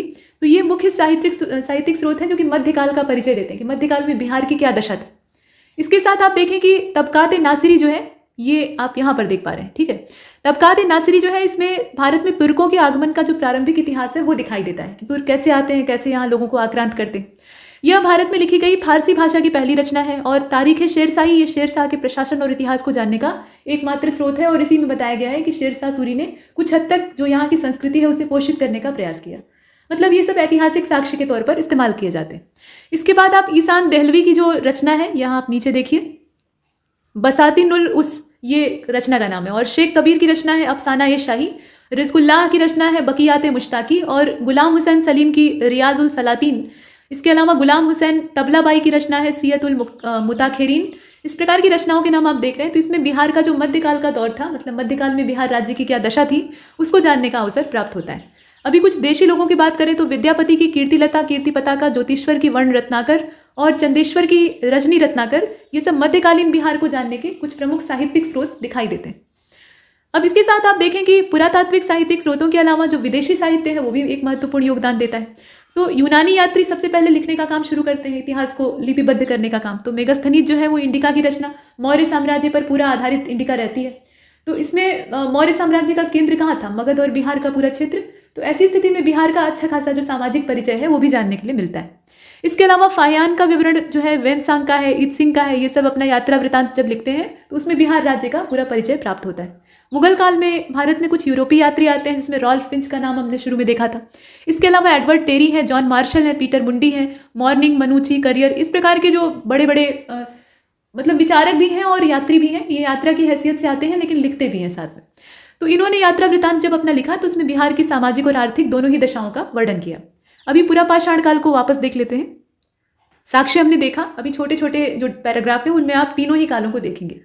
तो पूरा पाषाण काल जो है इसमें बिहार के नालंदा, गया और मुंगेर वाला जो क्षेत्र है, मतलब मुंगेर जिला और भागलपुर जिला, यहाँ से निम्न, मध्य और उच्च पूरा पाषाण काल के पाषाण उपकरण यानी पत्थर के औजार प्राप्त हुए। और ये उपकरण नालंदा की जो जेठियन वैली है, गया की पेमार वैली और मुंगेर का जो भीम बांध है, पैसरा भागलपुर का जो राजपोखर है, भालीजोर है, पश्चिमी चंपारण का वाल्मीकि नगर है, इन सभी जगहों से प्राप्त हुए। इन जगहों के नाम आपको पता होने चाहिए। और इन स्थानों से प्राप्त जो पाषाण उपकरण है वो आश्रयन प्रकार के। इन उपकरणों में कुल्हाड़ी प्राप्त हुई है, इसके अलावा अस्क मिला है, स्क्रैपर मिला है जिसे कि छुरनक कहा जाता है, खुरचने वाला, और इसके अलावा फलक प्राप्त हुए हैं, छुड़ियाँ प्राप्त हुई हैं, अर्धचांद्रिक जो कटारे हैं वो मिली हैं, उत्कीर्णक मिला है, मतलब उत्कीर्ण करने वाला यानी उकाचने वाला यंत्र, इसे आप छिलनी कह सकते हैं। इसके साथ साथ छुरी और खुरचनी जो है ये अलग से भी प्राप्त हुए हैं। तो ये अलग अलग औजार हैं जिनसे कि भिन्न भिन्न कामों को अंजाम दिया जाता था। और इन उपकरणों का प्रयोग जानवरों का शिकार करने और उनका चमड़ा उतारने के लिए सबसे पहली बार किया गया। ठीक है, चमड़े को खुरचने के लिए, चमड़े को उलीचने के लिए, तमाम चीज़ें। नवपाषाण काल को देख लेते हैं। तो बिहार में नवपाषाण काल के जो प्रमुख स्थल हैं, मतलब जहाँ के साक्ष्य मिले हैं उसी को हम लोग प्रमुख मानते हैं। तो उसमें वैशाली का नेचर यानी श्वेत और कुतुबपुर सारण का चिरांद, इसके अलावा पटना के मनेर, रोहतास के सेनुआर, गया के सोनपुर, ताराडीह के केऊर, मतलब ताराडीह और केऊर वाला जो क्षेत्र है, यहाँ से नवपाषाण काल के जो प्रमुख स्थल या साक्ष्य हैं वो प्राप्त हुए हैं। सारण के चिरांद से नवपाषाण कालीन हड्डी के उपकरण प्राप्त हुए हैं और चिरांद छपरा से 11 किलोमीटर दूर है। अब दूर में दिशा यहाँ बता दी गई है कि दक्षिण पूर्व में गंगा के तट पर स्थित है। ऐसा माना जाता है कि चिरांद का नामकरण चेरो शासकों के नाम पर हुआ था और चिरांद का उत्खनन 1962 में हुआ था। यहाँ से लगभग 2500 से लेकर 1345 ईसा पूर्व के नवपाषाण कालीन हड्डी के उपकरण और काले चित्रित जो मिट्टी के बर्तन हैं, मतलब काले बर्तन हैं, उन पर चित्र बनाया गया है। तो ये जो मृत भांड है ये प्राप्त हुए। और वैशाली के चेचर, जो कि हाजीपुर शहर से पूरब में गंगा और गंडक नदी की घाटी में स्थित है, यहाँ से नवपाषाण कालीन अवशेष प्राप्त हुए। ताराडीह गया जिले का जो फल्गु नदी का पश्चिमी किनारा है वहाँ पर स्थित है। और सेनुआर जो है ये रोहतास जिले में कुर्दा नदी के तट पर मौजूद है। ताम्रपाषाण काल को देख लेते हैं। ताम्रपाषाण काल किस समय को कहा जाता है? जिस समय पत्थर के साथ साथ तांबे की भी खोज हो चुकी थी। तो तांबे और पत्थर को मिलाकर औजारों या जितनी भी ज़रूरत की चीज़ें हैं उनका निर्माण होता था। तो बिहार में ताम्रपाषाण कालीन संस्कृति के प्रमाण ये सोनपुर, गोराडीह, मनेर, सेनुआर, चिरांद, चेचर और अरिपाई जो क्षेत्र हैं यहाँ से हुए। ताम्रपाषाण संस्कृति में मनुष्य के जीवन में कृषि और आखेट दोनों आ गए थे। मतलब पहले मनुष्य क्या करता था? एकदम शुरुआती जो पाषाण काल वाला समय, उस समय वो घूमता टहलता रहता था, एक जगह टिकता नहीं था। खाद्य संग्राहक और आखेटक की जो हैसियत है वो मनुष्य की थी। मतलब पेट भरने के लिए शिकार करता था, कच्चा मांस ही खा लेता था, शुरुआत में पकाना नहीं जानता था। और अनाज के दाने अगर गिरे हुए मिल जाते थे तो उसको भी बीन कर खाना सीख गया था। लेकिन बाद में क्या होता है कि वो आग का आविष्कार हो जाता है। पत्थर के औजार बनाने के ही क्रम में गलती से आग भी खोज ली जाती है, चिंगारियाँ निकलती हैं और फिर आग का आविष्कार होता है। तो उससे मनुष्य के मन में फिर यह जिज्ञासा जगती है कि इसका इस्तेमाल कैसे किया जाए। तो जानवरों को डराने और जानवरों का मांस पकाने में यूज़ करता है। तो धीरे धीरे करके सभ्यता आगे बढ़ती है। तो अभी जब तांबे की खोज हो जाती है तो ताम्र और पत्थर दोनों को मिला के जो चीज़ें हैं उनका निर्माण किया जाने लगता है और इससे फिर कृषि के उपकरण बनने लगते हैं। ज़्यादा तीक्ष्ण जो औजार हैं उनका निर्माण होने लगता है।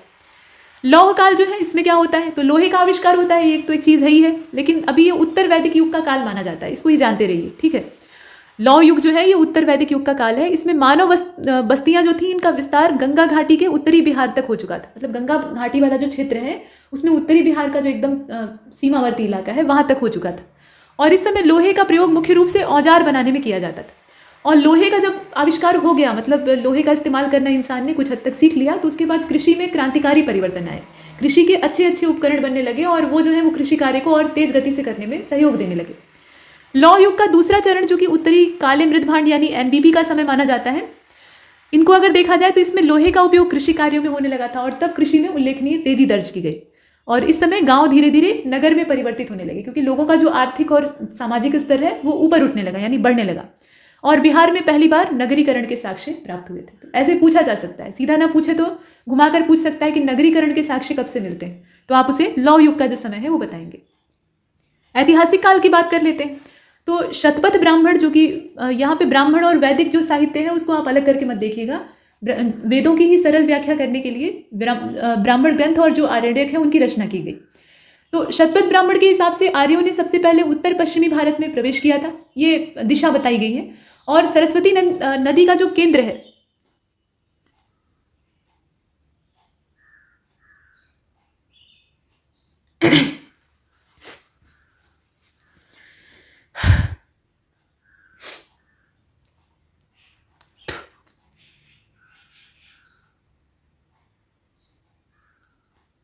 सरस्वती नदी को अगर वर्तमान में देखा जाए तो ये विलुप्त हो चुकी है। मतलब इनका जो वास्तविक स्वरूप है वो दिखाई नहीं देता है, लेकिन ये केंद्र के तौर पर मानी जाती थी। मतलब इसे पवित्र नदी माना गया है, वेदों में आपने देखा ही है।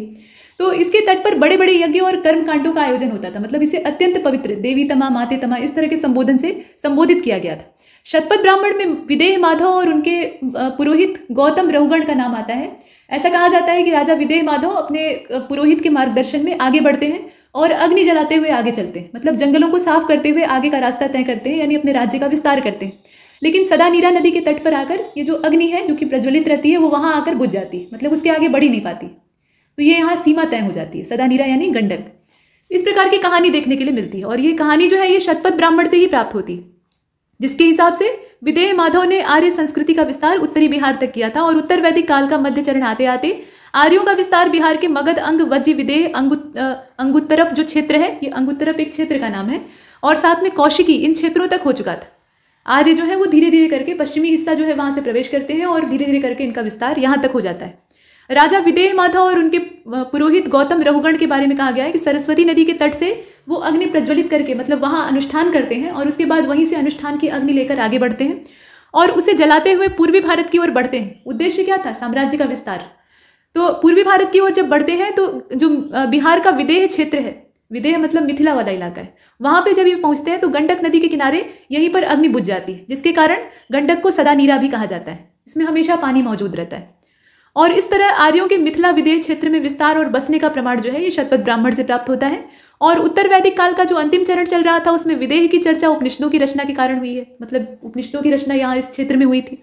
और विदेह के राजा जनक दार्शनिक और विद्वान थे, उन्होंने उपनिषदों की रचना करवाई, सीता जी के पिताजी। अब इसके बाद बिहार का राजनीतिक इतिहास देखते हैं। ये तो हमने ऐतिहासिक काल का परिचय प्राप्त किया। राजनीतिक इतिहास हम लोग कैसे देखेंगे? तो जो 16 महाजनपदों का समय था वहीं से राजनीति का जो वास्तविक स्वरूप है या ये कहा जाए कि प्रत्यक्ष स्वरूप है वो प्रकट होता है। तो 16 महाजनपदों में 2 महाजनपद जो है वो गांधार, कंबोज और अफगानिस्तान में थे, लेकिन गांधार महाजनपद की राजधानी तक्षशिला वर्तमान में पाकिस्तान में थी। और इन 16 महाजनपदों में 3 महाजनपद अंग, मगध और वज्जी, ये 3 महाजनपदों को आप देख रहे हैं यहाँ पे, ये बिहार में स्थित थे। और अंग जिसका उल्लेख सबसे पहले अथर्ववेद में प्राप्त होता है, इसकी राजधानी वर्तमान में भागलपुर के पास में जो चंपा है वहां पर स्थित थी।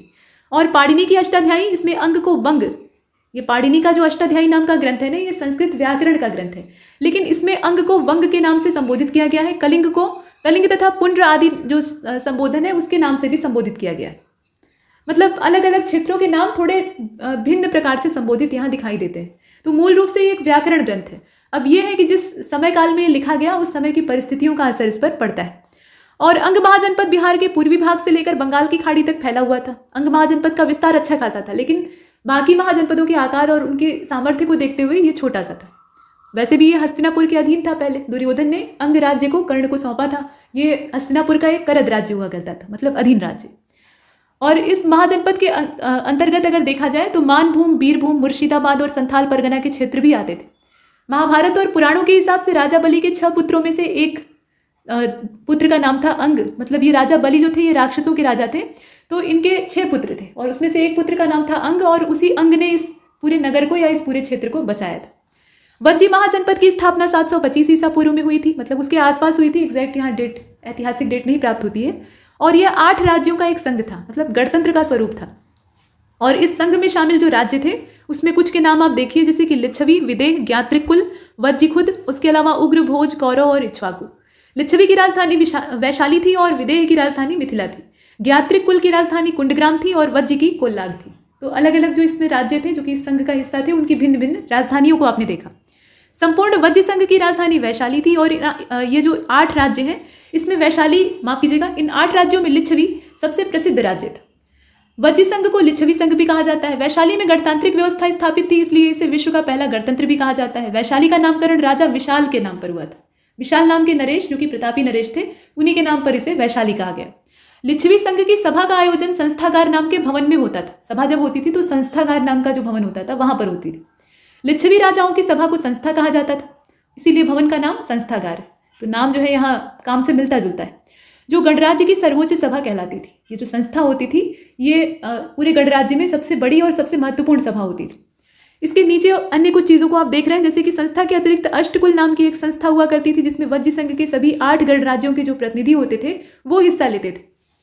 और ये न्याय महासमिति का काम करते थे। ग्राम और न्याय प्रशासन की देखरेख के लिए गमगामिनी और पूर्णगामिक जो लोग होते थे उनकी नियुक्ति होती थी। गमगामिनी या गम ग्रामीणी इनको कहा जाता था। यहाँ आप देख रहे हैं, तो ये गांव का मुखिया होता था। और पूर्णगामिक जो था ये औद्योगिक उत्पादन इकाइयों का प्रधान हुआ करता था। इनके जो संबोधन है ना, इस तरह के शब्द पूछे जाते हैं कि ये गम ग्रामीणी जो है ये असल में क्या है, बताइए ये क्या चीज़ होती थी। नीचे 4 विकल्प दिए होंगे, तो उसमें गांव के प्रधान के तौर पे आप इसे चुनेंगे। ठीक वैसे ही पूर्णगामिक जो होता था ये औद्योगिक प्रमुख होता था या औद्योगिक हेड कहा जा सकता है इसे। मगध साम्राज्य के उत्कर्ष को एक बार देख लेते हैं, क्योंकि जब चर्चा राजनीति की हो रही है तो मगध का इसमें उल्लेख न हो ऐसा नहीं हो सकता। मगध शब्द का सबसे पहले उल्लेख अथर्ववेद में प्राप्त होता है, ये हमने अभी कई बार देख लिया है। मगध क्षेत्र वर्तमान में अगर देखा जाए तो बिहार का गंगा का दक्षिणी भाग है, मतलब बिहार में जो गंगा नदी का हिस्सा है उसमें दक्षिणी हिस्से में मगध साम्राज्य दिखाई देता है। और इसमें मूल रूप से पटना, गया, नालंदा, नवादा और औरंगाबाद, ये वाले जो जिले या क्षेत्र आप कह लीजिए वो सब आते हैं। मगध साम्राज्य का केंद्र बिंदु राजगृह या पाटलिपुत्र दोनों थे। मतलब शुरुआती जो प्राचीन राजधानी है वो राजगृह है, उसके बाद जो क्रमशः बाद के राजवंश है उनमें राजधानी का क्रम पाटलिपुत्र में ही रहता है। और अपनी भौगोलिक और आर्थिक परिस्थितियों के हिसाब से, मतलब भौगोलिक स्थितियां अनुकूल थी और आर्थिक संसाधन यहाँ अच्छे खासे थे, तो उन संपन्नताओं के चलते अन्य महाजनपदों पर मगध की श्रेष्ठता स्थापित हो गई थी। मगध का जो दबदबा था वो अन्य महाजनपदों पर चलता था। आप देखते हैं कि 4वीं शताब्दी ईसा पूर्व का जो शुरुआती और बीच का हिस्सा रहता है, वहां तक काशी महाजनपद काफी ज्यादा पावरफुल रहता है, बाकी महाजनपद उससे डरते हैं। लेकिन उसके बाद धीरे धीरे करके मगध की शक्ति का उत्कर्ष होता है। बृहद्रथ वंश का जो शासक था जरासंध, वो क्रूर जरूर था लेकिन बहुत ही ज्यादा दबंग राजा था, मतलब प्रभावशाली। उसने बहुत सारे नरेशों को ऐसे हराकर, मतलब पराजित करके, और उन्हें अपनी जेल में बंद करके रखा था। बाद में जब भगवान कृष्ण के सहयोग से भीम इसे मारते हैं तो वो सारे राजा मुक्त होते हैं। कहने का मतलब ये कि वो विजेता राजा था, तो उसने मगध की शक्ति को स्थापित किया। और बाद में जब हर्यक वंश, जो कि ऐतिहासिक साक्ष्य वाला वंश दिखाई देता है, तो वहां पर आप देखते हैं कि बिंबिसार और क्रमशः उसके जो उत्तराधिकारी हैं वो भी योग्य राजा सिद्ध होते हैं। तो मगध का क्रमशः योग्य उत्तराधिकारियों का वहां मिलना और साथ में वहां के जो संसाधन की प्रचुरता है वो उसे आगे बढ़ने में काफी सहयोग करती है। दोनों चीज चाहिए होती है, संसाधन भी चाहिए होता है और योग्य मार्गदर्शक या राजा भी चाहिए होता है, तो दोनों ही मगध को मिलते हैं। ये आपने देखा। अब उत्कर्ष का कारण वही जो आपको अभी समझाया जा रहा है वो यहाँ दिया हुआ है, जैसे कि भौगोलिक स्थिति। भौगोलिक स्थिति किसी भी क्षेत्र के सुरक्षा या उसके जो बने रहने की स्थिति है उसको तय करती है। तो आप यहाँ देखिए कि मगध की राजधानी जो थी वो शहरों और पहाड़ियों से घिरी हुई थी, मतलब मगध का पूरा इलाका ही जो था वो सुरक्षित था। और ये बाह्य संक्रमण से सुरक्षित था। मतलब सुरक्षित का मतलब क्या कि बाहरी आक्रमण जो है वो आसानी से इसे प्रभावित नहीं कर सकते। मगध से गंगा और सोन नदियां गुजरती थी और इससे जल यातायात की सुविधा भी अच्छी खासी थी। गंगा की दक्षिणी घाटी जो कि बहुत ज्यादा उपजाऊ थी, जब गंगा और सोन नदियां गुजरेंगी तो नदियां जहां से गुजरती हैं उस स्थान को सोना बना देती हैं। सोना बनाने का मतलब यह है कि उनके द्वारा जो लाया हुआ अवसाद होता है वो उपजाऊ मृदा का निर्माण करता है, और ये जो जलोढ़ मिट्टी होती है इसमें कुछ भी आप फेंक दीजिए तो भी जम जाएगा, ऐसा उपजाऊपन होता है। आज का समय तो ऐसा है कि प्रदूषण इतना ज़्यादा बढ़ गया है और मिट्टी के जो खुराक थी उसको हमने चूस रखा है, तो खाद डालकर उगाने की नौबत आ जाती है। नहीं तो जो ये समय आप देख रहे हैं ऐतिहासिक काल, जिस समय मगध साम्राज्य का उत्कर्ष हो रहा था, उस समय मिट्टी इतनी उपजाऊ होती थी कि ऐसे किसान खेत में दाना फेंक देते थे और वो अपने आप उपज जाता था, मनमानी उत्पादन होता था। तो इस तरह की अनुकूल भौगोलिक दशा ये मगध के पास थी। इसके अलावा खनिज पदार्थ भी प्रचुर मात्रा में थे। मतलब मगध तो केंद्र था और पूरा बिहार क्षेत्र इन्हीं के अधिकार क्षेत्र में आता था या दायरे में आता था, तो जो खनिज संसाधन थे उसका ये प्रचुर मात्रा में इस्तेमाल करते थे। वन्य संपदा इनके पास थी, तो लकड़ी ये बेहिसाब काटते थे और उसको अपना महल या जो अन्य चीज़ें हैं उसको बनाने में यूज़ करते थे। लोहे का उत्खनन करवाते थे। तो ये सब चीज़ें जो है ये इन्हें समृद्ध बनाती थी। और अन्य गढ़ राज्यों का धीरे धीरे पतन होने लगा। एक पावरफुल होता गया तो बाकी जो है वो कमजोर होने लगे, तो मगध को हावी होने का मौका मिला। ये सारी चीजें आप यहाँ पर देख रहे हैं। लोहे के अलावा तांबा भी यहाँ पर प्रचुर मात्रा में उपलब्ध था, और लोहा जब उपलब्ध है तो आप अच्छी मात्रा में हथियार बना सकते हैं। आज की तरह से AK-47 और परमाणु बम तो होते नहीं थे। तलवारों से युद्ध लड़ा जाता था, तो तीर तलवार और धनुष बनाने के लिए लोहा चाहिए होता है। अब यहाँ अन्य गढ़ राज्यों के पतन की अगर बात करें तो उसमें बौद्ध और जैन धर्म का जो उदय है वो मगध क्षेत्र में होता है, और इस पूरे मतलब दोनों ही धर्मों की अगर बात करें तो इनका समर्थन इस क्षेत्र के शासकों द्वारा किया गया था। बौद्ध और जैन धर्म के समर्थकों के कारण इस क्षेत्र की जनता द्वारा शासकों को बड़े पैमाने पर सहयोग दिया गया। तो ये आपने देख लिया। अब इसके बाद आगे बढ़ते हैं, बृहद्रथ वंश से शुरुआत से देखते हैं, मतलब हर्यक वंश से पीछे वाला जो वंश है उसकी बात कर रहे हैं। मगध का प्रथम ऐतिहासिक जो वंश है वो हर्यक वंश है, वहां से हमें प्रमाण मिलते हैं, और इसके नेतृत्व में मगध साम्राज्य का उत्कर्ष होता है। लेकिन पौराणिक स्रोतों पर अगर यकीन किया जाए, और करना चाहिए क्योंकि ये भी प्रमाणित है, तो इसके हिसाब से मगध साम्राज्य का पहला जो राजवंश था वो बृहद्रथ वंश था, जिसका राजा बृहद्रथ था, मतलब नींव इसी ने डाली थी। और इनके पिता का नाम चेदिराज वसु था। मतलब बृहद्रथ नाम के नरेश के द्वारा इस वंश की स्थापना की जाती है, तो उनकी अगर वंशावली देखें तो इनके पिता का नाम चेदिराज वसु था, और इनकी राजधानी वसुमती या गिरिवज्र या कुशाग्रपुर थी। और इस वंश का सबसे ज्यादा प्रतापी राजा जो था वो जरासंध था, जो कि बृहद्रथ का पुत्र था। और ये जब पैदा हुआ तो 2 टुकड़ों में पैदा हुआ, मतलब 2 हिस्से इसके शरीर के थे। और बाद में एक ऋषि आते हैं जो कि मंत्र पढ़कर इसे जोड़ देते हैं। तो बाद में जब भीम के साथ इसका द्वंद्व युद्ध होता है तो वहां भी भीम इसको बीच से पैर पकड़कर चीर देते हैं, तो ये वापस जुड़ जाता है। जब 2 विपरीत दिशाओं में फेंकते हैं तब नहीं जुड़ पाता है। तो ये कहानी थी जरासंध की। मतलब महाभारत में जरासंध और भीम के बीच के मल्ल युद्ध का यानी द्वंद्व युद्ध का वर्णन प्राप्त होता है। एक मान्यता के हिसाब से राजगृह की चट्टानों में इस युद्ध के पदचिन्ह आज भी दिखाई देते हैं, क्योंकि दोनों ही महारथी थे। मतलब जरासंध भी 1 नंबर का महारथी था और भीम को आप जानते ही हैं। तो इस प्रकार के 2 बाहुबली जब धुरंधर युद्ध कर रहे थे तो इनकी पटका पटकी में जो चिन्ह है वो वहां मिलते हैं, ऐसा माना जाता है। और इनको मतलब पूरे मगध साम्राज्य में अगर जो बृहद्रथ वंश है उसकी बात करते हैं तो इसने काशी, कौशल, चेदी, मालवा, विदेह, अंग, कलिंग, कश्मीर, गांधार इतने सारे क्षेत्रों के विभिन्न राजाओं को पराजित करके, और ये तो सिर्फ नाम है कुछ बड़े वाले, जो छोटे छोटे नाम है उनकी तो कोई गिनती ही नहीं है, इतने सारे राजाओं को पराजित करके इसने अपनी जेल में ठूस रखा था। और जरासंध की मृत्यु जब होती है तो उसका पुत्र सहदेव शासक बनता है, मतलब भगवान कृष्ण के द्वारा ही इसे उत्तराधिकारी वहां घोषित किया जाता है। और बृहद्रथ वंश का अंतिम शासक रिपुंजय था, जिसकी हत्या उसके मंत्री पुलक के द्वारा कर दी गई और अपने पुत्र को राजा बना दिया गया। और बाद में एक दरबारी महीप जो रहता है उसने पुलक और उसके पुत्र को भी मार दिया। तो ये लोग टिक नहीं पाते हैं। अंत में जो एक दरबारी महीप था उसी के द्वारा बिंबिसार जो कि उसका पुत्र था उसको राजा बनाया गया, मतलब हर्यक वंश वहीं से शुरू हुआ। तो ये हर्यक वंश की शुरुआत थी, मतलब बृहद्रथ के बाद जो नेक्स्ट यहाँ क्रम मिलता है वो हर्यक वंश का ही मिलता है। तो हर्यक वंश को देख लेते हैं आगे। हर्यक वंश में संस्थापक बिंबिसार को ही माना जाता है। मगध और बिहार शब्द का पहला उल्लेख अथर्ववेद में प्राप्त होता है और प्रथम जो साम्राज्य है वो मगध साम्राज्य ही माना जाता है, भारत का पहला साम्राज्य। और इसका संस्थापक हर्यक वंश का शासक था बिंबिसार, जिसे कि श्रेणिक भी कहा जाता था। बिंबिसार का जो शासनकाल है वो 544 से लेकर 492 ईसा पूर्व है। 15 वर्ष की आयु में गद्दी पर बैठ जाता है, अल्पायु में, बौद्ध ग्रंथों का ऐसा मानना है। और इसके नेतृत्व में ही मगध साम्राज्य का विस्तार प्रारंभ होता है। इसने अपनी राजधानी राजगृह को बनाया था और लगभग 52 वर्षों तक शासन किया था। राजगृह का नियोजन वास्तुकार महागोविंद के द्वारा किया गया था, मतलब जो उसकी वास्तु है, नगर संरचना है, उसका पूरा समायोजन किसने किया था? ये महागोविंद के द्वारा किया गया था। अजातशत्रु की बात करते हैं तो अजातशत्रु जो है, ये पहली चीज तो ये है कि हर्यक वंश को पितृहंता वंश कहा जाता है, मतलब बेटा जो है वो राजा बनने के लिए इंतजार नहीं कर पाता है और अपने पिता का वध कर देता है। तो बिंबिसार का वध करके अजातशत्रु जो है वो राजगद्दी हासिल करता है और निश्चित रूप से अपने पिता का वध करता है। तो इसका मतलब है कि वो साम्राज्यवादी प्रवृत्ति का और महत्वाकांक्षी शासक था। उसको ऐसा लगता है कि उसका जीवन काल बीत जाएगा और उसे तो अवसर मिलेगा ही नहीं। तो अजातशत्रु ने अपने पिता बिंबिसार की भांति साम्राज्यवादी प्रवृत्ति का अनुसरण किया और ये जैन धर्म का अनुयायी था। इसका उपनाम कुड़िक था और इसके शासनकाल में 3 बड़े बड़े विद्रोह हुए, जिसके परिणाम स्वरूप अजातशत्रु की शक्ति और ज़्यादा बढ़ी, क्योंकि विद्रोह का दमन इसने कर दिया था। विद्रोह की स्थिति 2 तरह की होती है, या तो राजा उसमें विजेता सिद्ध होता है तो उसका प्रभाव बढ़ता है, और अजातशत्रु के साथ वही होता है, और नहीं तो हार जाता है तो फिर प्रभाव वैसे ही नीचे चला जाता है। कौशल के साथ संघर्ष होता है, वज्जियों के साथ होता है और मल्लों के साथ होता है। तो ये जो झगड़ा लड़ाई होता है इसमें अजातशत्रु का दबदबा कायम हो जाता है।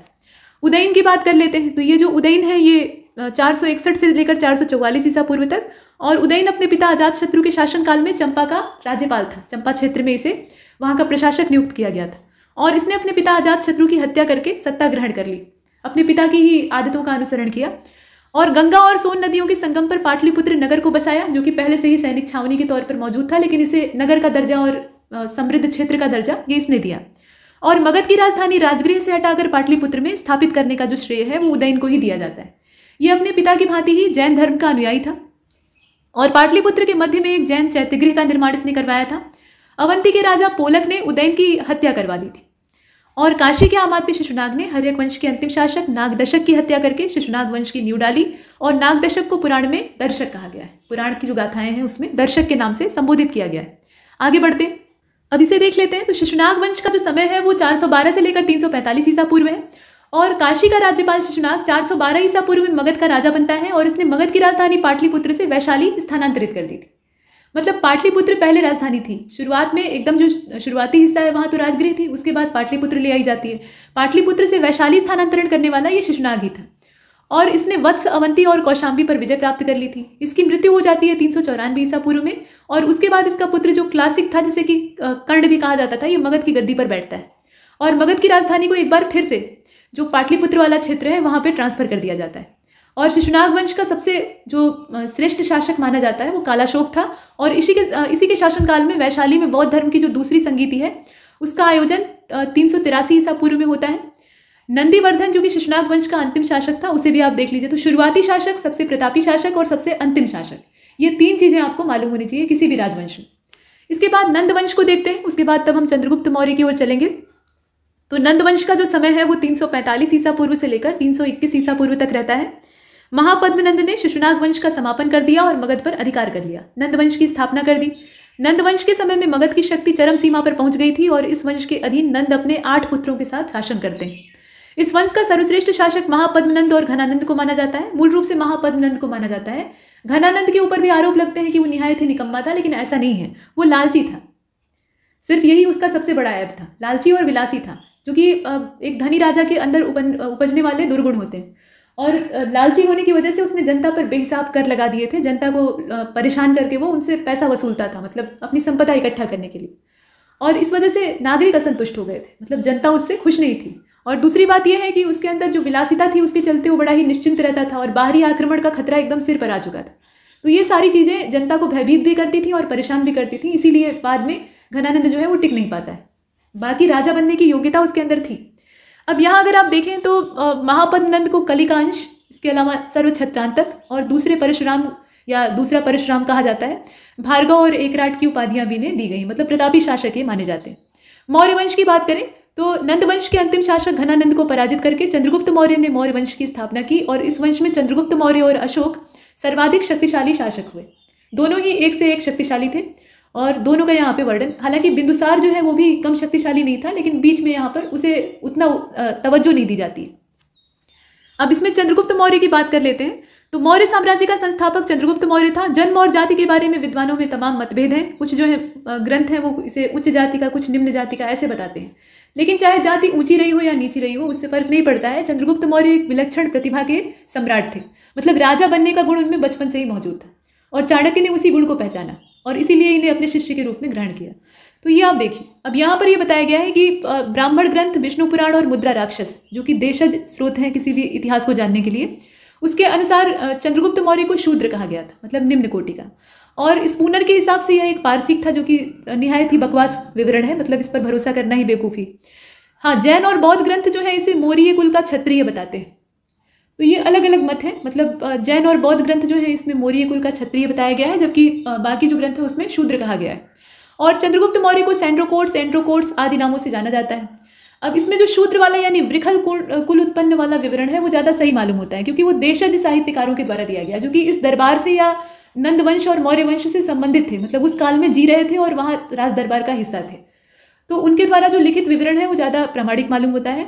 लेकिन राजा बनने की योग्यता इस बालक के अंदर थी और जंगल में राज कीलकम नाम का जो खेल है वो खेल रहे थे, मतलब कई सारे लड़कों का झुंड खेल रहा था। उसमें चंद्रगुप्त को राजा घोषित कर दिया गया। तो वो एक पत्थर की शिला पर बैठकर मामले सुलझा रहा था और जिस कौशल के साथ वो मामलों की सुनवाई कर रहा था उसको चाणक्य ने देखा और उसके बाद फिर इसे एक बहेलिया की दास्ता से मुक्ति दिलाकर ये अपने साथ रख लेते हैं, प्रशिक्षित करते हैं। और चाणक्य का जो कूटनीतिक कौशल है जब चंद्रगुप्त को मिलता है तो ये एक बेजोड़ शासक के तौर पर उभरता है। इससे ये सिद्ध होता है कि कोई भी जाति या समुदाय व्यक्ति की प्रतिभा निर्धारित नहीं करता है। अब इसके बाद आगे चलते हैं। कौटिल्य की सहायता से चंद्रगुप्त मौर्य ने सबसे पहले उत्तर पश्चिम में राज्य पंजाब और सिंध को विजित किया। छोटे छोटे राज्यों को पहले जीतना शुरू किया बाहर से। एक पुरानी कहानी है कि एक राजा युद्ध में हार जाता है, बहुत प्रतापी राजा रहता है, लेकिन अपने दुश्मन पर हमला करता है सीधा राजधानी पर और दुश्मन इसको बुरी तरह से पराजित कर देता है। तो जान बचाने के लिए वो जंगल में भाग जाता है, छिप जाता है। भूख लगती है तो इधर उधर भटकने लगता है, देखता है कि एक झोपड़ी में एक बुढ़िया जो है वो खिचड़ी पका रही है और वो बुढ़िया से भोजन की प्रार्थना करता है तो वो सामने उसके खिचड़ी परोस देती है और गर्म खिचड़ी के एकदम बीच में राजा हाथ डाल देता है। तो बुढ़िया उसको डांटती है कि तुम इस राज्य के मूर्ख राजा की तरह से ही अपनी मूर्खता को दिखा रहे हो कि उसने भी शत्रु के एकदम जो गढ़ था वहाँ सीधे हाथ डाल दिया, वैसे ही तुमने गर्म खिचड़ी का जो एकदम मध्य भाग था वहाँ हाथ डाल दिया। तो ये कहानी चाणक्य चंद्रगुप्त को सुनाते हैं और कहते हैं कि किनारे किनारे से पहले जीतो, फिर बीच वाले हिस्से पर अटैक करो। तो वो चीज़ होती है। अब इसके बाद आप आगे देखें तो मगध साम्राज्य पर विजय प्राप्त करने का काम ये बाद में किया गया, पहले किनारे के क्षेत्रों को विजित किया गया। सिकंदर की जब मृत्यु हो जाती है, सिकंदर भी असामयिक मृत्यु का शिकार हो जाता है, तो इसके बाद सेलुकस ये बेबीलोन का राजा बन जाता है और भारत की विजय का जो सपना है वो इसके भी दिमाग में चलता रहता है। तो काबुल का रास्ता सिकंदर ने एक मार्ग इसे बता ही दिया था, मतलब सिकंदर के भारत आने से एक रास्ता तो खुल ही गया था। तो काबुल के रास्ते होते हुए ये सिंधु नदी की ओर बढ़ता है और वहाँ पर इसका सामना सैन्य से होता है। सैन्य मतलब मौर्य साम्राज्य या आप कह लीजिए मगध की सेना। और इस युद्ध में सेलुकस निकेटर पराजित हो जाता है और उसने 303 ईसा पूर्व में चंद्रगुप्त मौर्य से संधि कर ली। सेलुकस ने अपनी पुत्री हेलेना का विवाह चंद्रगुप्त मौर्य से किया। इस विवाह के लिए चंद्रगुप्त मौर्य तैयार नहीं थे, लेकिन चाणक्य उसे कहते हैं कि ये राजनीतिक कौशल है या राजनीतिक दावपेच है, जिसमें कि संबंध बेहतर बनाने के लिए विवाह कर लेने में ही भलाई। तो इसके लिए वो विवाह करते हैं। दहेज के रूप में क्या होता है, दहेज के रूप में उसने हेरात, कंधार, मकरान जो तट है, काबुल वाला जो क्षेत्र है, ये सब सौंप दिया। और बदले में चंद्रगुप्त मौर्य ने क्या किया, तो सेलुकस निकेटर को 500 हाथी उपहार स्वरूप दिए। इससे यह पता चलता है कि जो मगध क्षेत्र था वहाँ हाथी बहुतायत पाए जाते थे। सेलुकस ने मेगस्थनीज नाम के एक राजदूत को चंद्रगुप्त मौर्य के दरबार में भेजा था और उसने इंडिका नाम के पुस्तक की रचना की। तो इस तरीके से आपने यहाँ पर जानकारियों को देखा और इसे भारत का मुक्तिदाता भी कहा जाता है चंद्रगुप्त मौर्य को। शासन के अंतिम वर्ष में हिंसा से ऊबकर इसने जैन धर्म को अपना लिया था। मतलब शासन का जो आखिरी चरण चल रहा था या दौर चल रहा था, और शासन का जो अंतिम वर्ष था उसमें सिंहासन अपने पुत्र बिंदुसार को सौंपकर ये आचार्य भद्रबाहु के साथ श्रवणबेलगोला में चले जाते हैं और वहां पर चंद्रगिरी पर्वत पर संलेखना प्रणाली के द्वारा अपने प्राणों को त्यागते हैं। ऐसा यहाँ पर वर्णन प्राप्त होता है और ये भी जैन विवरण है। इसके बाद अब बिंदुसार का क्रम शुरू होता है यहाँ से। मतलब चंद्रगुप्त मौर्य को ये पता तो रहता ही है कि चाणक्य जैसा योग्य गुरु अभी सानिध्य दे रहा है, तो बिंदुसार की योग्यता पे उसे संदेह नहीं था और वो उसे राजा बनाकर निश्चिंत होकर चला जाता है। तो बिंदुसार का जो समय है वो 298 से लेकर 273 ईसा पूर्व है। चंद्रगुप्त मौर्य की मृत्यु के बाद उसका पुत्र बिंदुसार 298 ईसा पूर्व में मगध साम्राज्य की गद्दी पर बैठता है। यूनानियों ने इसे अमित्र चेट्स या अमित्र घात कहा है, मतलब शत्रुओं को मारने वाला। सिंधसेन के नाम से भी इसे संबोधित किया गया। तो अलग अलग नाम है। और आप देखें अशोक का अब यहाँ से समय शुरू होता है। और हाँ, बिंदुसार जो है वो सिरेजियन पद्धति से पैदा होने वाला संभवतः पहला शिशु था। ठीक है, इस तरह का प्रमाण पहली बार दिखाई देता है। दुर्धरा जहर की शिकार हो जाती है और उसकी असामयिक डिलीवरी करवानी पड़ती है। तो चाणक्य आदेश देते हैं कि पेट चीर कर बच्चे को बाहर निकालो, नहीं तो उसकी जान बचाना मुश्किल हो जाएगा। तो दुर्धरा की तो मृत्यु हो जाती है, लेकिन बिंदुसार बच जाता है। मतलब यही बालक जन्म लेता है और इसके मस्तक पे विष की एक बूंद रहती है, ऐसा कहा जाता है, और इसीलिए इसका नाम रखा जाता है बिंदुसार। तो अब आगे अशोक को देख लेते हैं। अशोक का जो समय है वो 273 से लेकर 232 ईसा पूर्व तक का है। बिंदुसार का ये उत्तराधिकारी सिद्ध होता है। और अशोक के विषय में कहा जाता है कि 99 भाइयों के शवों पर कदम रखकर इसने अपने सिंहासन का सफर तय किया था। मतलब उत्तराधिकार अपना सिद्ध करने के लिए इसे लंबा संघर्ष करना पड़ा। ये नहीं था कि राजा का बेटा था तो सीधा जाके गद्दी पर बैठ गया, ऐसा नहीं। बिंदुसार वाली कंडीशन अशोक के साथ नहीं थी, क्योंकि बिंदुसार की बहुत सारी पत्नियां थी और उनके अनेक उदंड पुत्र थे, जो कि योग्य भले न हो लेकिन निरंकुश जरूर थे। तो वो अशोक के रास्ते का कांटा थे। मतलब अशोक के काम में टांग अड़ाना और राज्य हथियाना ये उनका पुराना मतलब स्वप्न रहता है। तो उनको सबक सिखाने के लिए अशोक को ऐसा करना पड़ता है। और 273 ईसा पूर्व में मगध की गद्दी पर आसीन हुआ। सिंगली साहित्य ये बताता है, और ये काफ़ी हद तक सही भी है, कि मतलब भाइयों के साथ इसे संघर्ष करना पड़ा। हालांकि इस विषय में मतभेद दिखाई देते हैं। और अशोक का अपने भाइयों के साथ संघर्ष हुआ, जो कि 4 वर्षों तक चलता है। और 273 ईसा पूर्व में अशोक जो है वो शासक नियुक्त होता है। 4 वर्ष बाद 269 ईसा पूर्व में उसका राज्याभिषेक होता है। तो इस तरह की घटनाओं को आप याद रखेंगे। नेपाली साहित्य ये बताता है कि शासक बनने से पहले अशोक जो था वो तक्षशिला का गवर्नर था। मतलब वहाँ राज्यपाल की हैसियत से काम कर रहा था। और श्रीलंका का जो साहित्य है, मतलब सिंघली साहित्य, सिंघली भाषा वहाँ मौजूद थी, तो सिंघली साहित्य के हिसाब से उज्जैन का गवर्नर था। और अशोक को प्रारंभ में चंडाशोक या कामाशोक भी कहा गया है। यहाँ आप नाम देख रहे हैं, ये वाला अशोक नाम का उल्लेख 4 अभिलेखों मस्की, गुर्जरा और नेतुर, ये 4 यहाँ पे आप देखें, मस्की, गुर्जरा, नेतुर और उदयगोलम, यहाँ से प्राप्त होता है। भब्रू अभिलेख में इसे प्रियदर्शी कहा गया है। मस्की में अशोक और बुद्ध शाक्य कहा गया है। तो अशोक का संबोधन मस्की अभिलेख से दिखाई देता है। ठीक है, और नाम उल्लेख और जगहों से भी मिलता है, गुर्जरा से मिलता है, नेतुर से मिलता है और उदयगोलम से मिलता है। इस तरह से प्रश्न बनते हैं। मौर्य साम्राज्य के पतन के बाद भारत में विकेंद्रीकरण की प्रक्रिया और ये समस्या थी उभर कर सामने आई, क्योंकि भारत की परिस्थिति उस समय की जैसी थी। बाहरी विदेशी दांत गड़ाकर बैठे हुए थे कि कब हम लोग कमजोर पड़े और वो बाहर से हमला बोले, लूट लें सब कुछ। तो ऐसी परिस्थितियों में एकीकृत रहने में ही हमारी भलाई थी। तो मौर्य साम्राज्य में यही विशेषता थी, केंद्रीकृत प्रशासन, मतलब एकदम सेंट्रलाइज सब कुछ था, खासतौर पे अशोक के समय तक। और जब अशोक ने बौद्ध धर्म की दीक्षा ग्रहण कर ली और वो बौद्ध बन गया और धर्म प्रचार में लग गया, तो इसमें सब कुछ जो चीज़ें हैं वो ढीली होने लगी। और अशोक के बाद के जो उत्तराधिकारी थे वो उतने योग्य नहीं सिद्ध हुए। तो समय बदलता गया और साम्राज्य बिखरता गया। इसका फायदा बाहरी जो लोग थे उन्होंने उठाया। अब यहाँ अगर आप देखें तो विकेंद्रीकरण जो है वो सामने आता है। अलग अलग क्षेत्रों में अलग अलग राज्य स्थापित होने लगते हैं।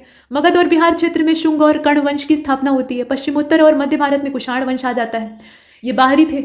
अब इसके बाद आप देखें दक्कन क्षेत्र में आंध्र सातवाहन वंश जो दक्षिणी राजवंश था वो स्थापित हो जाता है। पश्चिमी भारत में शक आ जाते हैं। उड़ीसा क्षेत्र जो है वहाँ पे चैत्र वंश जो है वो अपना शासन जमा लेता है।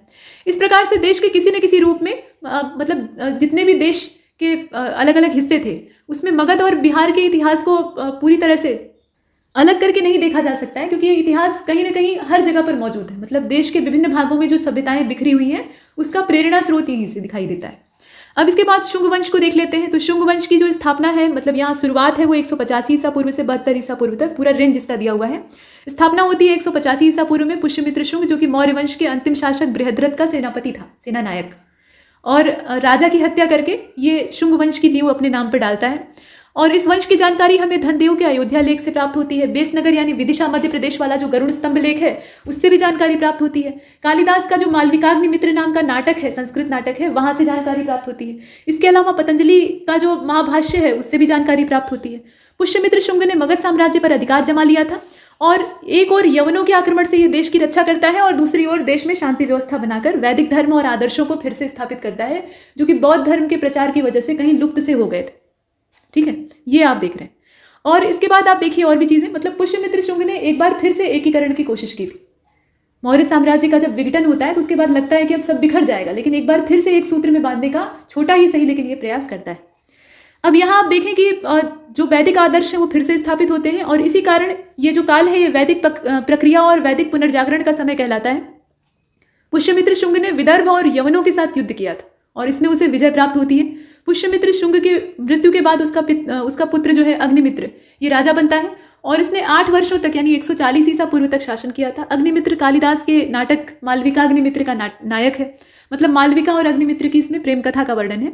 शुंग वंश का अंतिम शासक देवभूति था और इसकी हत्या वसुमित्र के द्वारा कर दी जाती है और फिर यहाँ से शुंग वंश का समापन होता है और जो अगला वंश है यानी कर्ण वंश है उसकी स्थापना होती है।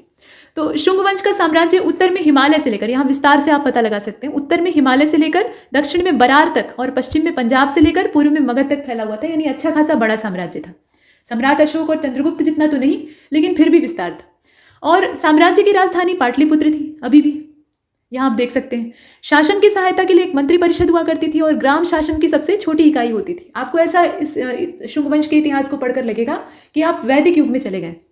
और पुष्यमित्र शुंग ने 84,000 बौद्ध स्तूपों को नष्ट करा दिया, लेकिन सांची, भरहुत और बोध गया के जो बौद्ध स्तूप थे उनको भव्य बनवाया। इससे ये पता चलता है कि बौद्ध धर्म के प्रति उसका जो दृष्टिकोण था वो बहुत अच्छा नहीं था। अब इसके बाद आप आगे देखें, शुंग वंश के शासनकाल में स्वर्ण मुद्रा को कनिष्क दिनार, सुवर्ण, स्वर्ण मासिक इत्यादि भी कहा जाता है। तांबे के सिक्के को कर्षार्पण कहा जाता था और चांदी के सिक्के जो थे इन्हें पुराण या धारण शब्द से संबोधित किया जाता था।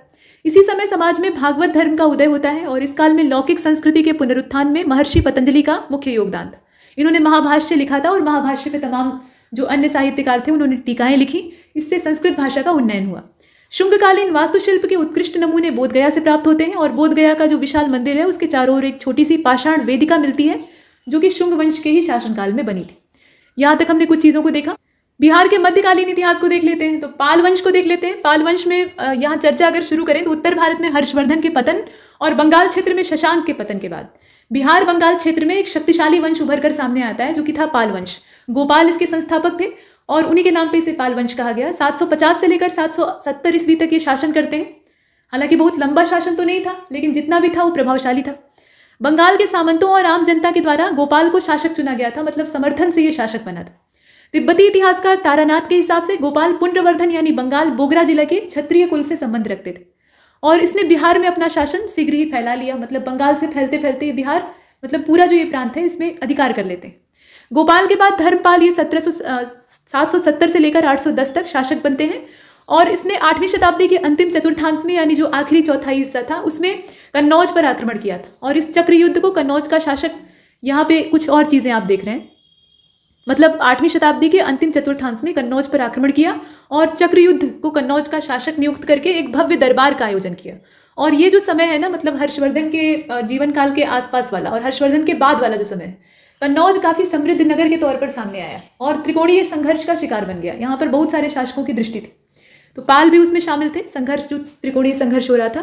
फिलहाल यहाँ देखते हैं, गुजरात के कवि सोम ने 11वीं शताब्दी में अपनी रचना उदय सुंदरी में धर्मपाल को उत्तर का स्वामी कहा है और धर्मपाल को प्रतिहार शासक वत्सराज और राष्ट्रकूट शासक ध्रुव ने पराजित किया था। वही जो भी त्रिकोणीय संघर्ष की बात की गई वही यहाँ दिया हुआ है।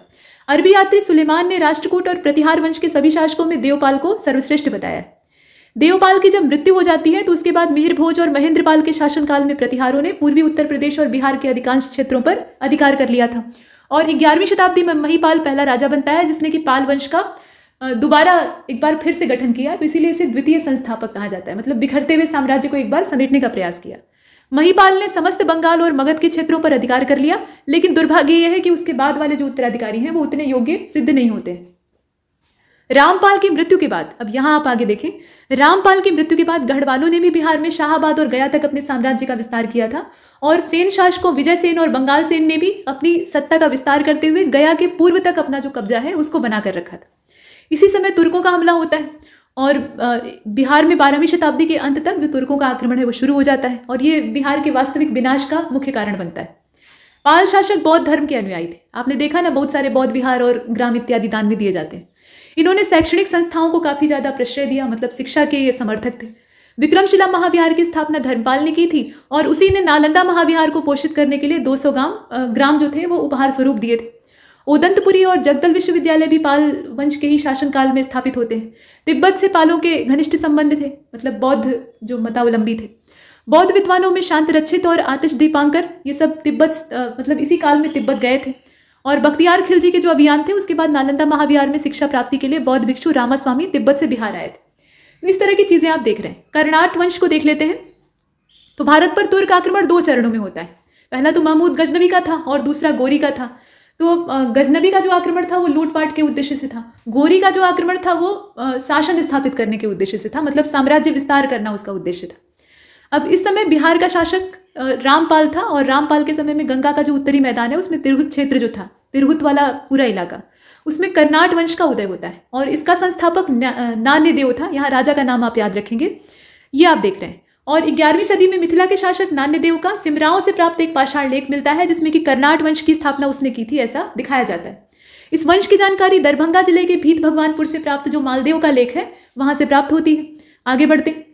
अब यहाँ अगर आप देखें तो नान्यदेव ने कर्नाट की राजधानी मतलब कर्नाट वंश की राजधानी सिमरगांव गढ़ को बनाया था। ये सिमराव गढ़ कहलाता है। और कर्नाट शासकों के शासनकाल को मिथिला का स्वर्ण युग कहा जाता है, मतलब एक सीमित दायरे में इन्होंने अच्छा शासन किया था। बैनवार वंश के शासनकाल तक मिथिला में स्थिरता रहती है और प्रगति होती है, उसके बाद फिर पतन शुरू हो जाता है। दिल्ली सल्तनत के प्रांतपति जो कि बिहार और बंगाल क्षेत्र में नियुक्त थे, कर्नाट शासकों से नजराना प्राप्त करते थे, मतलब ये उनके करदाता थे एक तरह से।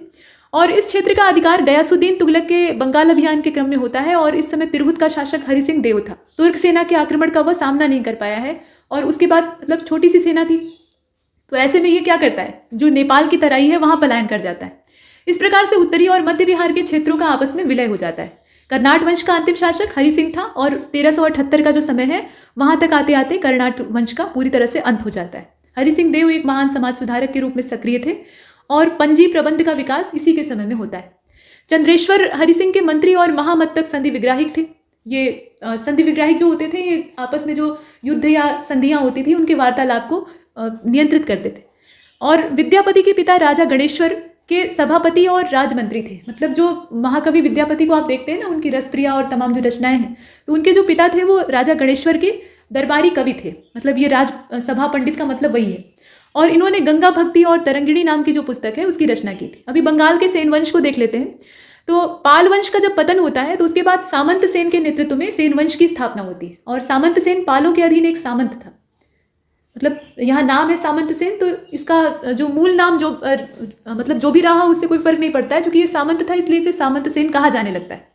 और हेमंत सेन के समय से सेन वंश जो है वो पूरी तरह से आज़ाद हो जाता है। उसके बाद विजय सेन, बल्लाल सेन, लक्ष्मण सेन, इस तरह के जो शासक हैं वो धीरे धीरे करके सक्रिय होते हैं और एक के बाद एक बिहार और बंगाल क्षेत्र पर शासन करते हैं।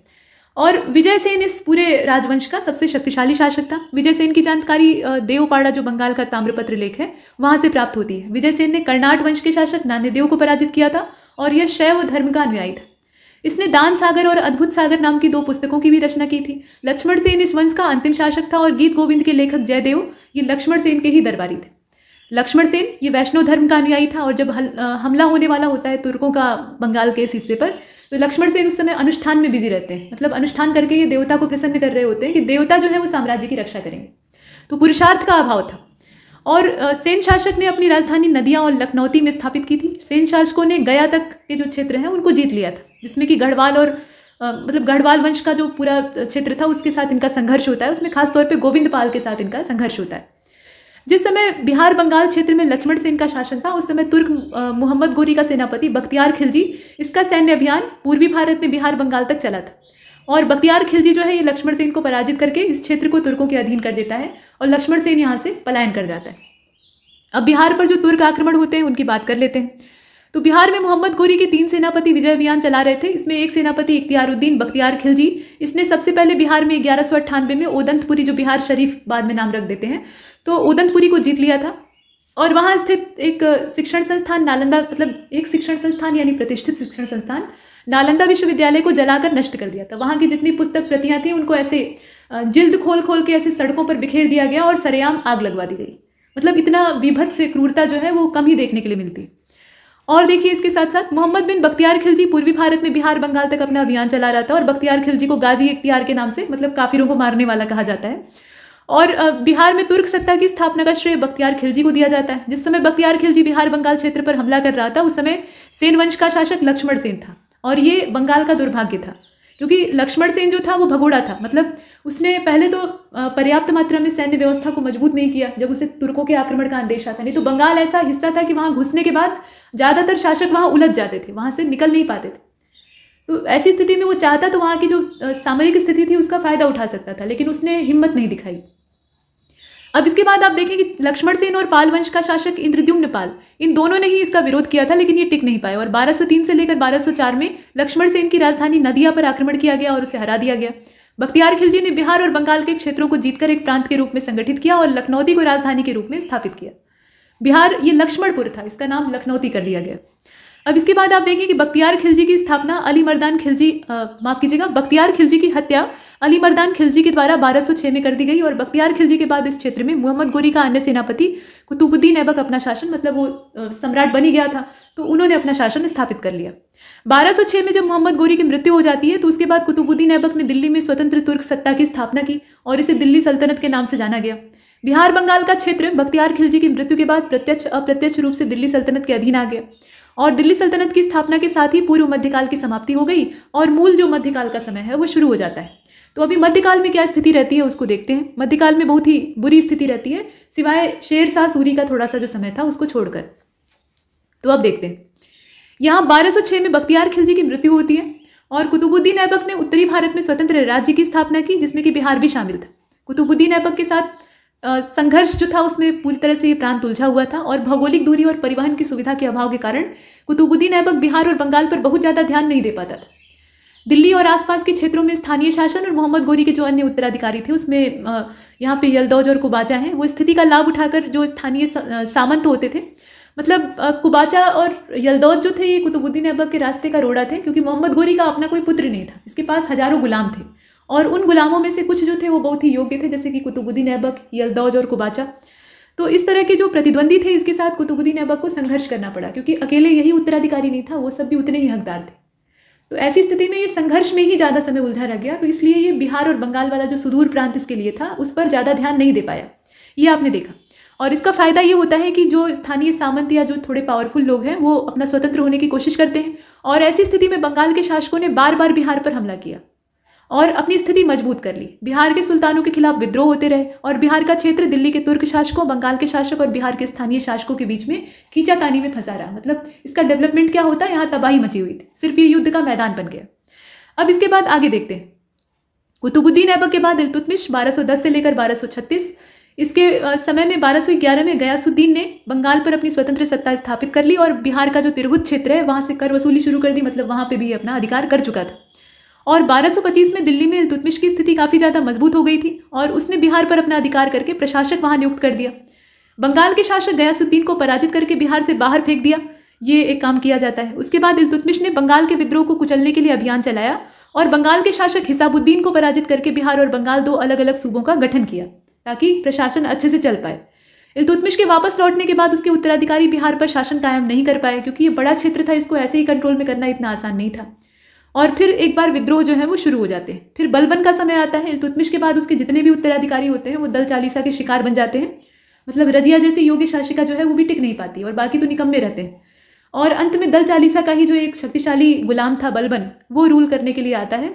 वो पीठ पीछे, मतलब कठपुतली के तौर पे शासकों को नचाते हुए पीठ पीछे बहुत सारे शासनों को देखा रहता है, मतलब परोक्ष रूप से वो शासन कर चुका रहता है लेकिन सामने से सम्राट बनता है। और उसके बाद बलबन के समय में 1266 से लेकर 86 वाला जो दौर था उसमें फिर से बंगाल के क्षेत्र में विद्रोह होने लगते हैं। उसमें तुर्गिल के नेतृत्व में होने वाला जो विद्रोह था उसमें बलबन ने खुद रुचि ली थी और उसे कुचल दिया था। बलबन के बाद तुगलक काल में अगर देखा जाए तो इसमें दक्षिणी बिहार सहित जो उत्तरी बिहार का तिरहुत वाला इलाका है वहाँ तुर्कों का शासन स्थापित हो चुका था।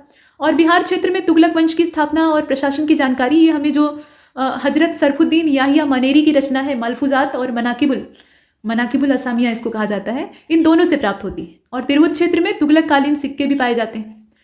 गयासुद्दीन तुगलक जब बंगाल अभियान से 1324 में दिल्ली वापस आया था तो उस समय कर्नाट वंश के शासक हरिसिंह देव को यह पराजित करता है और तिरहुत यानी मिथिला राज्य जो है इसको तुगलक साम्राज्य में मिला लिया जाता है।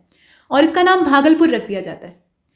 मोहम्मद बिन तुगलक ने दरभंगा में एक दुर्ग और जामा मस्जिद बनवाई थी। हरि सिंह देव ने पराजित होकर कवि विद्यापति के सहयोग से नेपाल भागने का निश्चय किया और हरि सिंह देव के अमात्य अमियकर ने गयासुद्दीन तुगलक के दरबार में जाकर हरि सिंह देव को राज्य वापस दिलवाने में सहयोग किया था। इस समय बिहार के प्रांतपति मक्ता, मतलब इसे मुक्ता या मक्ता कहा जाता था, तो ये मजदुल मुल्क थे और इन्होंने भी हरि सिंह देव को पराजित किया था। तुगलक काल में बिहार की राजधानी बिहार शरीफ थी, जो कि बौद्ध धर्म का प्रमुख केंद्र थी। ओदंतपुरी इसका प्राचीन नाम है, इसे आप जानते हैं। और गयासुद्दीन तुगलक के बाद फिरोज शाह तुगलक ने 1359 वाला जो समय था उसमें बंगाल अभियान शुरू किया था और इसकी जानकारी जो सीरते फिरोज शाही है उससे प्राप्त होती है। अफगान शक्ति कैसे उदित होती है? अफगानों में हम यहाँ पर जो लोदी वंश है उसकी बात करेंगे, इसके अलावा शेर शाह सूरी की बात करेंगे। तो सबसे पहले यहाँ देखते हैं कि तुगलक वंश का जो समय है 1398, उसमें तैमूर का हमला होता है और दिल्ली सल्तनत का जो केंद्र है वो कमज़ोर हो जाता है। जब केंद्र कमज़ोर होता है तो जो छोटी छोटी ताकतें होती हैं या महत्वाकांक्षी लोग होते हैं वो प्रबल हो जाते हैं, मतलब वो अपनी शक्ति आजमाने लगते हैं। तो ऐसे में विघटन का दौर शुरू होता है और सैयद और लोदी नाम के जो स्थानीय क्षत्रप थे, इन्हें क्षत्रप कहना सही नहीं रहेगा, मतलब ये भी इस्लामिक थे, लेकिन फिर भी ये स्थानीय सामंत की हैसियत से थे, तो ये मतलब अपनी शक्ति को बढ़ाना शुरू कर देते हैं। और इसमें जौनपुर के शर्की वंश और बंगाल का जो हुसैन शाही वंश था ये भी काफ़ी प्रमुख था। इस समय बिहार का पश्चिमी भाग जौनपुर के शर्की शासकों के अधीन था और पूर्वी भाग बंगाल के हुसैन शाही वंश के अधीन था। अतः बिहार पर इस समय जो दो अलग अलग शक्तियां हैं वो शासन कर रही थी, इसे आप देख रहे हैं। बिहार पर अधिकार करने के लिए जौनपुर, बंगाल और लोदी वंश के बीच में संघर्ष होने लगता है, मतलब यहाँ जो स्थानीय शक्तियां हैं वो इस पर बारी बारी हाथ आजमाने लगती हैं। दिल्ली में लोदी वंश के प्रमुख शासक बहलोल लोदी और सिकंदर लोदी थे, मुख्य रूप से शक्तिशाली यही रहते हैं। और जौनपुर के शासक हुसैन शाह ने, ये हुसैन शाह शर्की है असल में, तो इसने उत्तर प्रदेश क्षेत्र में विद्रोह किया था जिसे कि सिकंदर लोदी ने कुचल दिया था और इसी क्रम में सिकंदर लोदी ने बिहार पर अपना अधिकार स्थापित कर लिया था। तो तिरहुत के शासक को कर देने के लिए बाध्य किया गया था। ये सब जो चीज़ें हैं, मतलब घटनाक्रम है, वो एक दूसरे से जुड़े हुए। कर वसूलने के लिए मुबारक खान को नियुक्त किया गया था। ये कुछ विशेष जानकारियां हमने देखी। 1504 में सिकंदर लोदी और बंगाल के नवाब अलाउद्दीन के बीच में युद्ध होता है, ये आपने देखा। और अंततः क्या होता है कि युद्ध का कोई परिणाम न निकला तो संधि हो गई, जिसमें कि उत्तर बिहार क्षेत्र के सारण और तिरहुत पर अलाउद्दीन ने सिकंदर लोदी का आधिपत्य स्वीकार कर लिया और लोदी शासक इब्राहिम खान लोदी के समय में, जो कि अंतिम था, मतलब दिल्ली सल्तनत का आखिरी था, तो उसके समय में बिहार के सूबेदार दरिया खान नुहानी ने विद्रोह किया था। इन्हें नुहानी भी कहा जाता है। तो इन्होंने विद्रोह किया था और अफगान दरिया खान नुहानी की मृत्यु 1523 में हुई। तो उसके बाद इनका पुत्र मोहम्मद शाह नुहानी, जिसे कि बहार खां भी कहा जाता है, इन्होंने बिहार का स्वतंत्र शासक खुद को घोषित कर दिया और बिहार को स्वतंत्र राज्य घोषित कर दिया, मतलब ये पावरफुल थे। 1526 में होता है पानीपत का पहला युद्ध और बाबर, जो कि यहाँ मुगलों का नेतृत्व कर रहा था, ये इब्राहिम लोदी को हराकर दिल्ली में मुगल वंश की नींव डालता है और अफगानों ने जौनपुर पर भी नियंत्रण करने का प्रयास किया था। तब बाबर ने हुमायूं के नेतृत्व में एक सेना भेजी थी, जिसे कि अफगान नुहानी शासकों के प्रयास, मतलब ये जो हुमायूं के नेतृत्व में गई सेना थी, मुगल सेना, इसने अफगानी शासकों को वहां पर असफल कर दिया था। इस काल में दक्षिणी बिहार पर अफगान शासक मोहम्मद शाह और उत्तरी बिहार पर बंगाल के शासक नुसरत शाह का शासन स्थापित था। ये सब आप देख रहे हैं। अब सूर वंश को देख लेते हैं। तो नुआनियों का पतन होता है, उसके बाद शेर शाह सूरी के तौर पे अफगान शक्ति एक बार फिर से उठकर खड़ी होती है और शेर शाह का मूल नाम फरीद खान था और इब्राहिम खान सूर का ये प्रपौत्र था और हसन खान का पुत्र था। इसका जन्म दिल्ली के पास में पंजवाड़ा नाम का जो स्थान है वहाँ पे 1486 में हुआ था। दादा इब्राहिम खान और पिता हसन खान पंजाब छोड़कर बिहार के सूबेदार जमाल खान की सेवा में आ गए थे और जमाल खान ने हसन खान की सेवा भक्ति से खुश होकर उन्हें सासाराम, बाजपुर और टांडा परगना जो है वो जागीर के तौर पर दे दिया था। अब ये जो जागीर थी, यहाँ पर ये जागीरदार की हैसियत से काम कर रहे थे। तो फरीद का बचपन सोन नदी के किनारे जो सासाराम है वहाँ व्यतीत हुआ था, इसीलिए इस स्थान के साथ शेर शाह सूरी अपना मोह नहीं छोड़ पाया और मरने से पहले अपना तय कर लिया कि मकबरा कहाँ पर बनेगा, तो यहीं पर बनवाया। ठीक है। और फरीद का बाल्यकाल अच्छा नहीं था, क्योंकि पिता तो ठीक है लेकिन जब सौतेली माँ जीवन में रहती है तो जिंदगी शांत नहीं रहती, मतलब सौतेली माँ कम ही अच्छी निकलती हैं। तो ऐसे मामले में यहाँ भी वही होता है, सौतेली माँ इन्हें उपेक्षा करती थी इनकी और पिता भी उपेक्षा करते थे और इस वजह से तंग आकर वो जौनपुर चला जाता है। और 15वीं शताब्दी में जौनपुर ये शिक्षा और संस्कृति का काफ़ी बड़ा और अच्छा केंद्र माना जाता था, मतलब इस्लाम धर्म की संस्कृति थी उसका मूल केंद्र था। इसे आप देख रहे हैं। उसे भारत का सिराज भी कहा जाता है, मतलब जौनपुर को। फरीद ने बड़ी लगन से अरबी और फारसी भाषाओं की बहुत अच्छी जानकारी प्राप्त करी, जो कि उस समय की बहुत उच्च कोटि की भाषाएं मानी जाती थी। मतलब पुरानी आपने लोकोक्ति सुनी होगी, पढ़े फारसी बेचे तेल, मतलब फारसी जैसी मूल्यवान विद्या सीख कर तेल बेचने जैसा निकृष्ट काम करें तो फिर ये कुदरत का ही खेल मानना चाहिए। तो उस जमाने में फारसी और अरबी बहुत कीमतवान होती थी।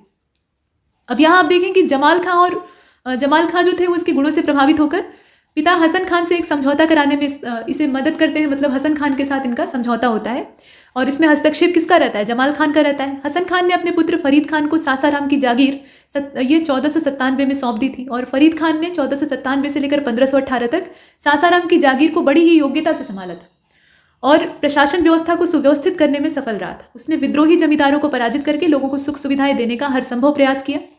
लेकिन फिर से क्या होता है कि इसका पारिवारिक माहौल इसके पीछे पड़ जाता है और हसन खान और सौतेली माँ, मतलब पिता और सौतेली माँ के बीच में मतभेद होने लगता है। वजह यह है कि सौतेली माँ के अपने बच्चे रहते हैं, तो वो जो बेटे रहते हैं, इसकी माँ को ऐसा लगता है, मतलब सौतेली माँ को ऐसा लगता है कि इसके अपने बच्चों को उत्तराधिकार मिलना चाहिए, शेरशाह सूरी बीच में क्यों पड़ रहा है। तो इसको लेकर झगड़े शुरू होते हैं। तो इसलिए यहाँ से शांति की तलाश में आगरा चला जाता है। अब वापस क्या होता है कि 1520 में हसन खान की मृत्यु होती है और इब्राहिम लोदी ने हसन खान की जागीर को वापस फरीद खान को लौटा दिया। फरीद फिर से जब जागीर लौट आती है तो सासाराम लौट आता है और उसके लौटते ही सासाराम की जागीर में बंटवारे के लिए जो सौतेली भाई हैं वो आकर दावा करने लगते हैं। करें भले कुछ ना, लेकिन दावा ठोकने आ जाते हैं। संघर्ष होता है और इससे तंग आकर 1522 में फरीद ने फिर से सासाराम छोड़कर दक्षिणी बिहार का जो बहार खान, मतलब दक्षिणी बिहार में उस समय बहार खान का शासन था, तो वहां जाके ये शरण लेता है। और एक बार वो अपने स्वामी बहार खान के साथ शिकार खेलने जंगल में गया था। आप देख रहे हैं कि शेरशाह सूरी के अंदर शासक बनने की योग्यता है बचपन से ही, लेकिन बेचारा अपनी जागीर में टिक कर नहीं रह पा रहा है। पारिवारिक कलह और तमाम जो झगड़ा झंझट है इसकी वजह से। कभी कभी क्या होता है कि शुरुआती जिंदगी जो है हमें बहुत झटके देती है, मतलब कहीं भी टिकने नहीं देती है, लाख प्रयास और लाख योग्यताओं के बावजूद। तो इसका मतलब है कि आपके लिए कुछ बड़ा तय करके रखा गया है। तो शेरशाह सूरी के लिए भी कुछ बड़ी चीज़ कुदरत ने डिसाइड किया हुआ था, तो इसीलिए वो यहाँ टिक नहीं पाता है। धीरे धीरे करके वो ऊपर की ओर बढ़ता है। अंत में इसका संपर्क बाबर की सेना से होता है और वहाँ ये सैनिक दावपेच, मतलब मुगलों के दावपेच सीखता है और वही दावपेच ये हुमायूं के ऊपर आजमाता है और हुमायूं टिक नहीं पाता। तो उसके बाद ये मुगलों को खदेड़ कर कुछ समय के लिए अपने वंश को स्थापित कर लेता है। जब तक ये जिंदा रहता है तब तक तो कम से कम इस्टेब्लिश ही किया रहता है। तो इसे आपने देखा। अभी यहाँ देखिए कि बहार खान के यहाँ जब शरण लेता है तो वहाँ भी इसकी प्रतिभा छिपी नहीं रहती है। ये शिकार खेलने के लिए बहार खान के साथ जंगल में जाता है और वहाँ छुरी के एक ही वार से ये शेर को मार डालता है। तो उसके बाद इसे उपाधि मिलती है शेर खान की। तो फरीद खान से ये बन जाता है शेर खान। शेर खान के बढ़ते प्रभाव को देखकर अफगान सरदारों ने बहार खान के माध्यम से दक्षिणी बिहार तथा पैतृक जागीर से इसे निकाल दिया। मतलब इन्हें ऐसा लगा कि ये जागीर पर कब्जा करके और उसके बाद पूरे राज्य को हथिया लेगा। इसके बाद शेर खान आगरा पहुंचता है और बाबर से मिलता है। मतलब तंग आ गया रहता है इन छोटे छोटे शासकों से और अपनी घरेलू झंझटों से, तो बाबर से मिलता है और बाबर भी शेर खान से प्रभावित होता है। व्यक्तित्व ही ऐसा रहता है और उसके बाद अपनी सेना में इन्हें नौकरी दे देता है। शेर खान बहुत ईमानदार था और ईमानदारी देखकर बाबर ने अपनी पैतृक जागीर सासाराम जो है ये मतलब शेर खान को वापस कर दी और 1528 में ये सासाराम वापस चला जाता है। वहाँ बहार खान के पुत्र जलाल खान का ये शिक्षक और संरक्षक बन जाता है और बहार खान की मृत्यु हो जाती है। तो उसके बाद जलाल की माँ रहती है दूदू बेगम, वो उसकी संरक्षिका बन जाती है और शेर खान को अपना नायब बना देती है। नायब के रूप में शेर खान जो है वो सेना में जितने भी दोष रहते हैं, दुर्गुण रहते हैं, उनको दूर करता है और उसके बाद प्रशासन को मजबूत बनाने का काम करता है। दूदू बेगम की मृत्यु के बाद शेर खान जो है ये पूरी तरह से वहाँ शासक बनकर हावी हो जाता है।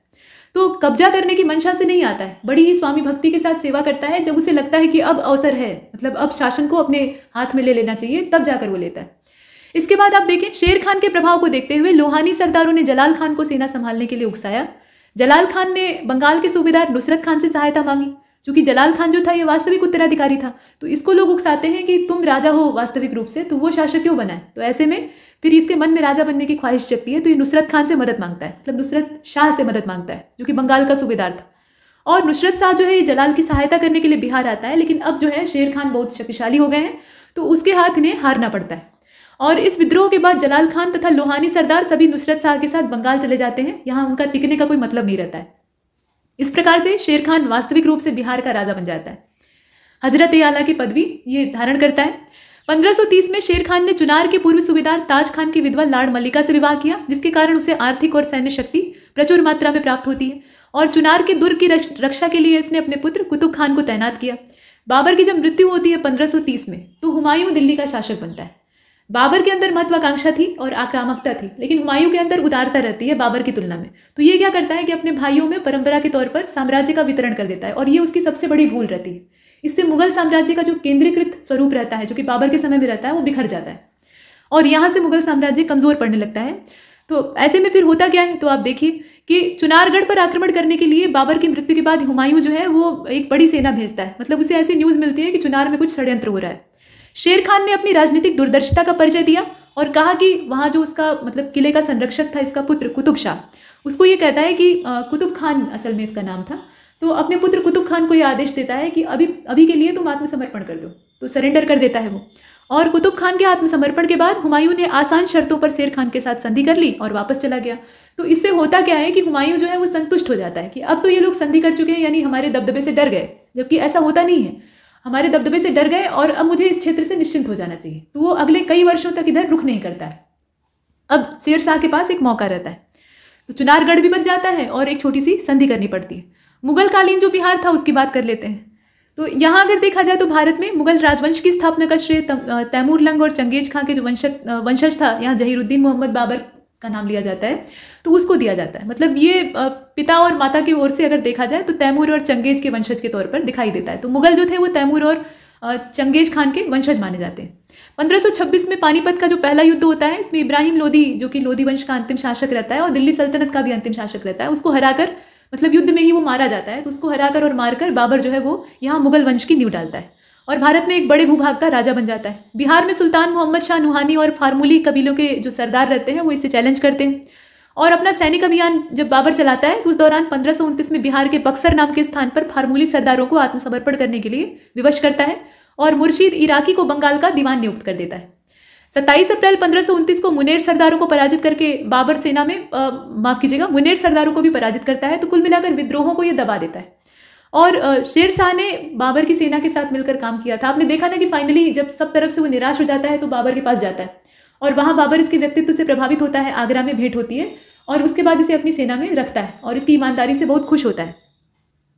यहाँ तक हमने देखा। और 1555 से लेकर 1556 में हुमायूं द्वारा भारत में मुगल साम्राज्य की फिर से स्थापना की जाती है। 1545 से लेकर 1555 ये सूर वंश का बीच में शासनकाल है, द्वितीय अफगान वंश, और उसमें भी 5 वर्ष का शासनकाल शेर शाह सूरी का है।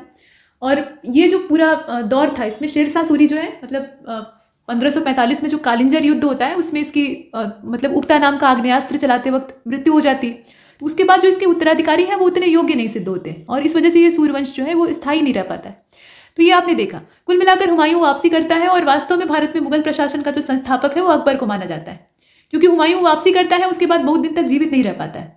पुस्तकालय की सीढ़ियों से लुढ़क कर इसकी मृत्यु हो जाती है। तो कहा जाता है इसके बारे में कि आजीवन लड़खड़ाता रहता है, मतलब डावाडोल रहता है और अंत में लड़खड़ाते हुए ही इसकी मृत्यु हो जाती है। और अकबर के द्वारा अपनी दूरदर्शिता का परिचय देते हुए एक विशाल साम्राज्य की स्थापना की गई। अकबर के शासन बनने के प्रारंभिक काल में अफगान जो सरदार होते थे उन्होंने बिहार पे अपना प्रभुत्व बनाकर रखा था। तो ये आपने देखा। इसके बाद 1564 की अगर बात करें तो एक अमीर सुलेमान कर्रानी ने बिहार में अपने स्वतंत्र शासन की घोषणा की थी और उसकी मृत्यु के बाद 1572 में दाऊद खान जो है वो शासक बनता है। और शासक बनता है तो ये अपनी प्रभुत्ता को स्थापित करता है, अपने नाम का खुतबा पढ़वाता है, नया सिक्का जारी करवाता है। दाऊद खान ने पटना के दुर्ग को पूरी तरह से नष्ट कर दिया था और दाऊद खान की शक्ति को कुचलने के लिए मुनीब खान को बिहार में अभियान के तहत भेजा गया था अकबर के द्वारा। और दाऊद खान इस समय हाजीपुर में अपनी मंत्री लोधी सरदार, यहाँ आप देख सकते हैं दाऊद खान जो था वो इस समय हाजीपुर में था और उसका मंत्री जो था लोधी सरदार वो रोहतास में था। तो मुनीब खान को दाऊद खान के ऊपर सफलता नहीं मिलने के बाद सम्राट अकबर को खुद ही पटना आना पड़ता है। मतलब यहाँ पे मुनीब खान जो है ये सफल नहीं होता है, तो ऐसे में सम्राट अकबर खुद तय करता है कि वो पटना आएंगे और उसने हाजीपुर के दुर्ग पर आक्रमण किया और किलेदार फतेह खान बरहा के साथ अन्य जो अफगान है वो बुरी तरह से पराजित होते हैं और इस तरह से हाजीपुर के दुर्ग पर अकबर का अधिकार हो जाता है। और अकबर ने अपने सेनापति शाहबाज खान को छोटा नागपुर के राजा बैरी शाल के खिलाफ भेजा था। शाहबाज खान के द्वारा बैरी शाल को पराजित कर दिया गया और वहां भी अकबर अपनी प्रभुत्ता स्थापित कर देता है। 1579 की बात है जब राजा मान सिंह ने पलामू के चेरों के राज्य पर हमला किया था और इसमें मुगल साम्राज्य की अधीनता स्वीकार करने और लगान देने पर विवश किया था। तो अकबर का मूल उद्देश्य साम्राज्य का विस्तार था, किसी क्षेत्र का सांस्कृतिक और प्रशासनिक विकास करना नहीं बल्कि साम्राज्य को बढ़ाना, ये उसका उद्देश्य था। अब यहाँ आप देखें कि अकबर ने मिथिला के राजपूत नरेश को भी 1574 में पराजित करके मैथिली ब्राह्मण महेश ठाकुर को उस क्षेत्र में राजस्व वसूली का अधिकार दिया, मतलब जमींदारी दी। और मान सिंह ने 1587 से लेकर 1594 के बीच में मुगल सत्ता को मजबूत करने का काम किया। इन्होंने गिद्धौर, खड़गपुर, भोजपुर आदि के जो स्थानीय सरदार थे उनको पराजित किया और रोहतास को अपनी राजधानी बनाया। मान सिंह ने कुछ समय के लिए राजमहल को भी अपनी राजधानी बनाया था और उसे अकबर का नाम दिया था। तो ये अकबर के स्वामी भक्त राजपूत थे। तो यहाँ तक हमने देखा। अब इसके बाद का जो इतिहास है वो अगले वीडियो में, क्योंकि ये वीडियो लंबा हो रहा है और इसमें इतना ही। तब तक के लिए नमस्कार।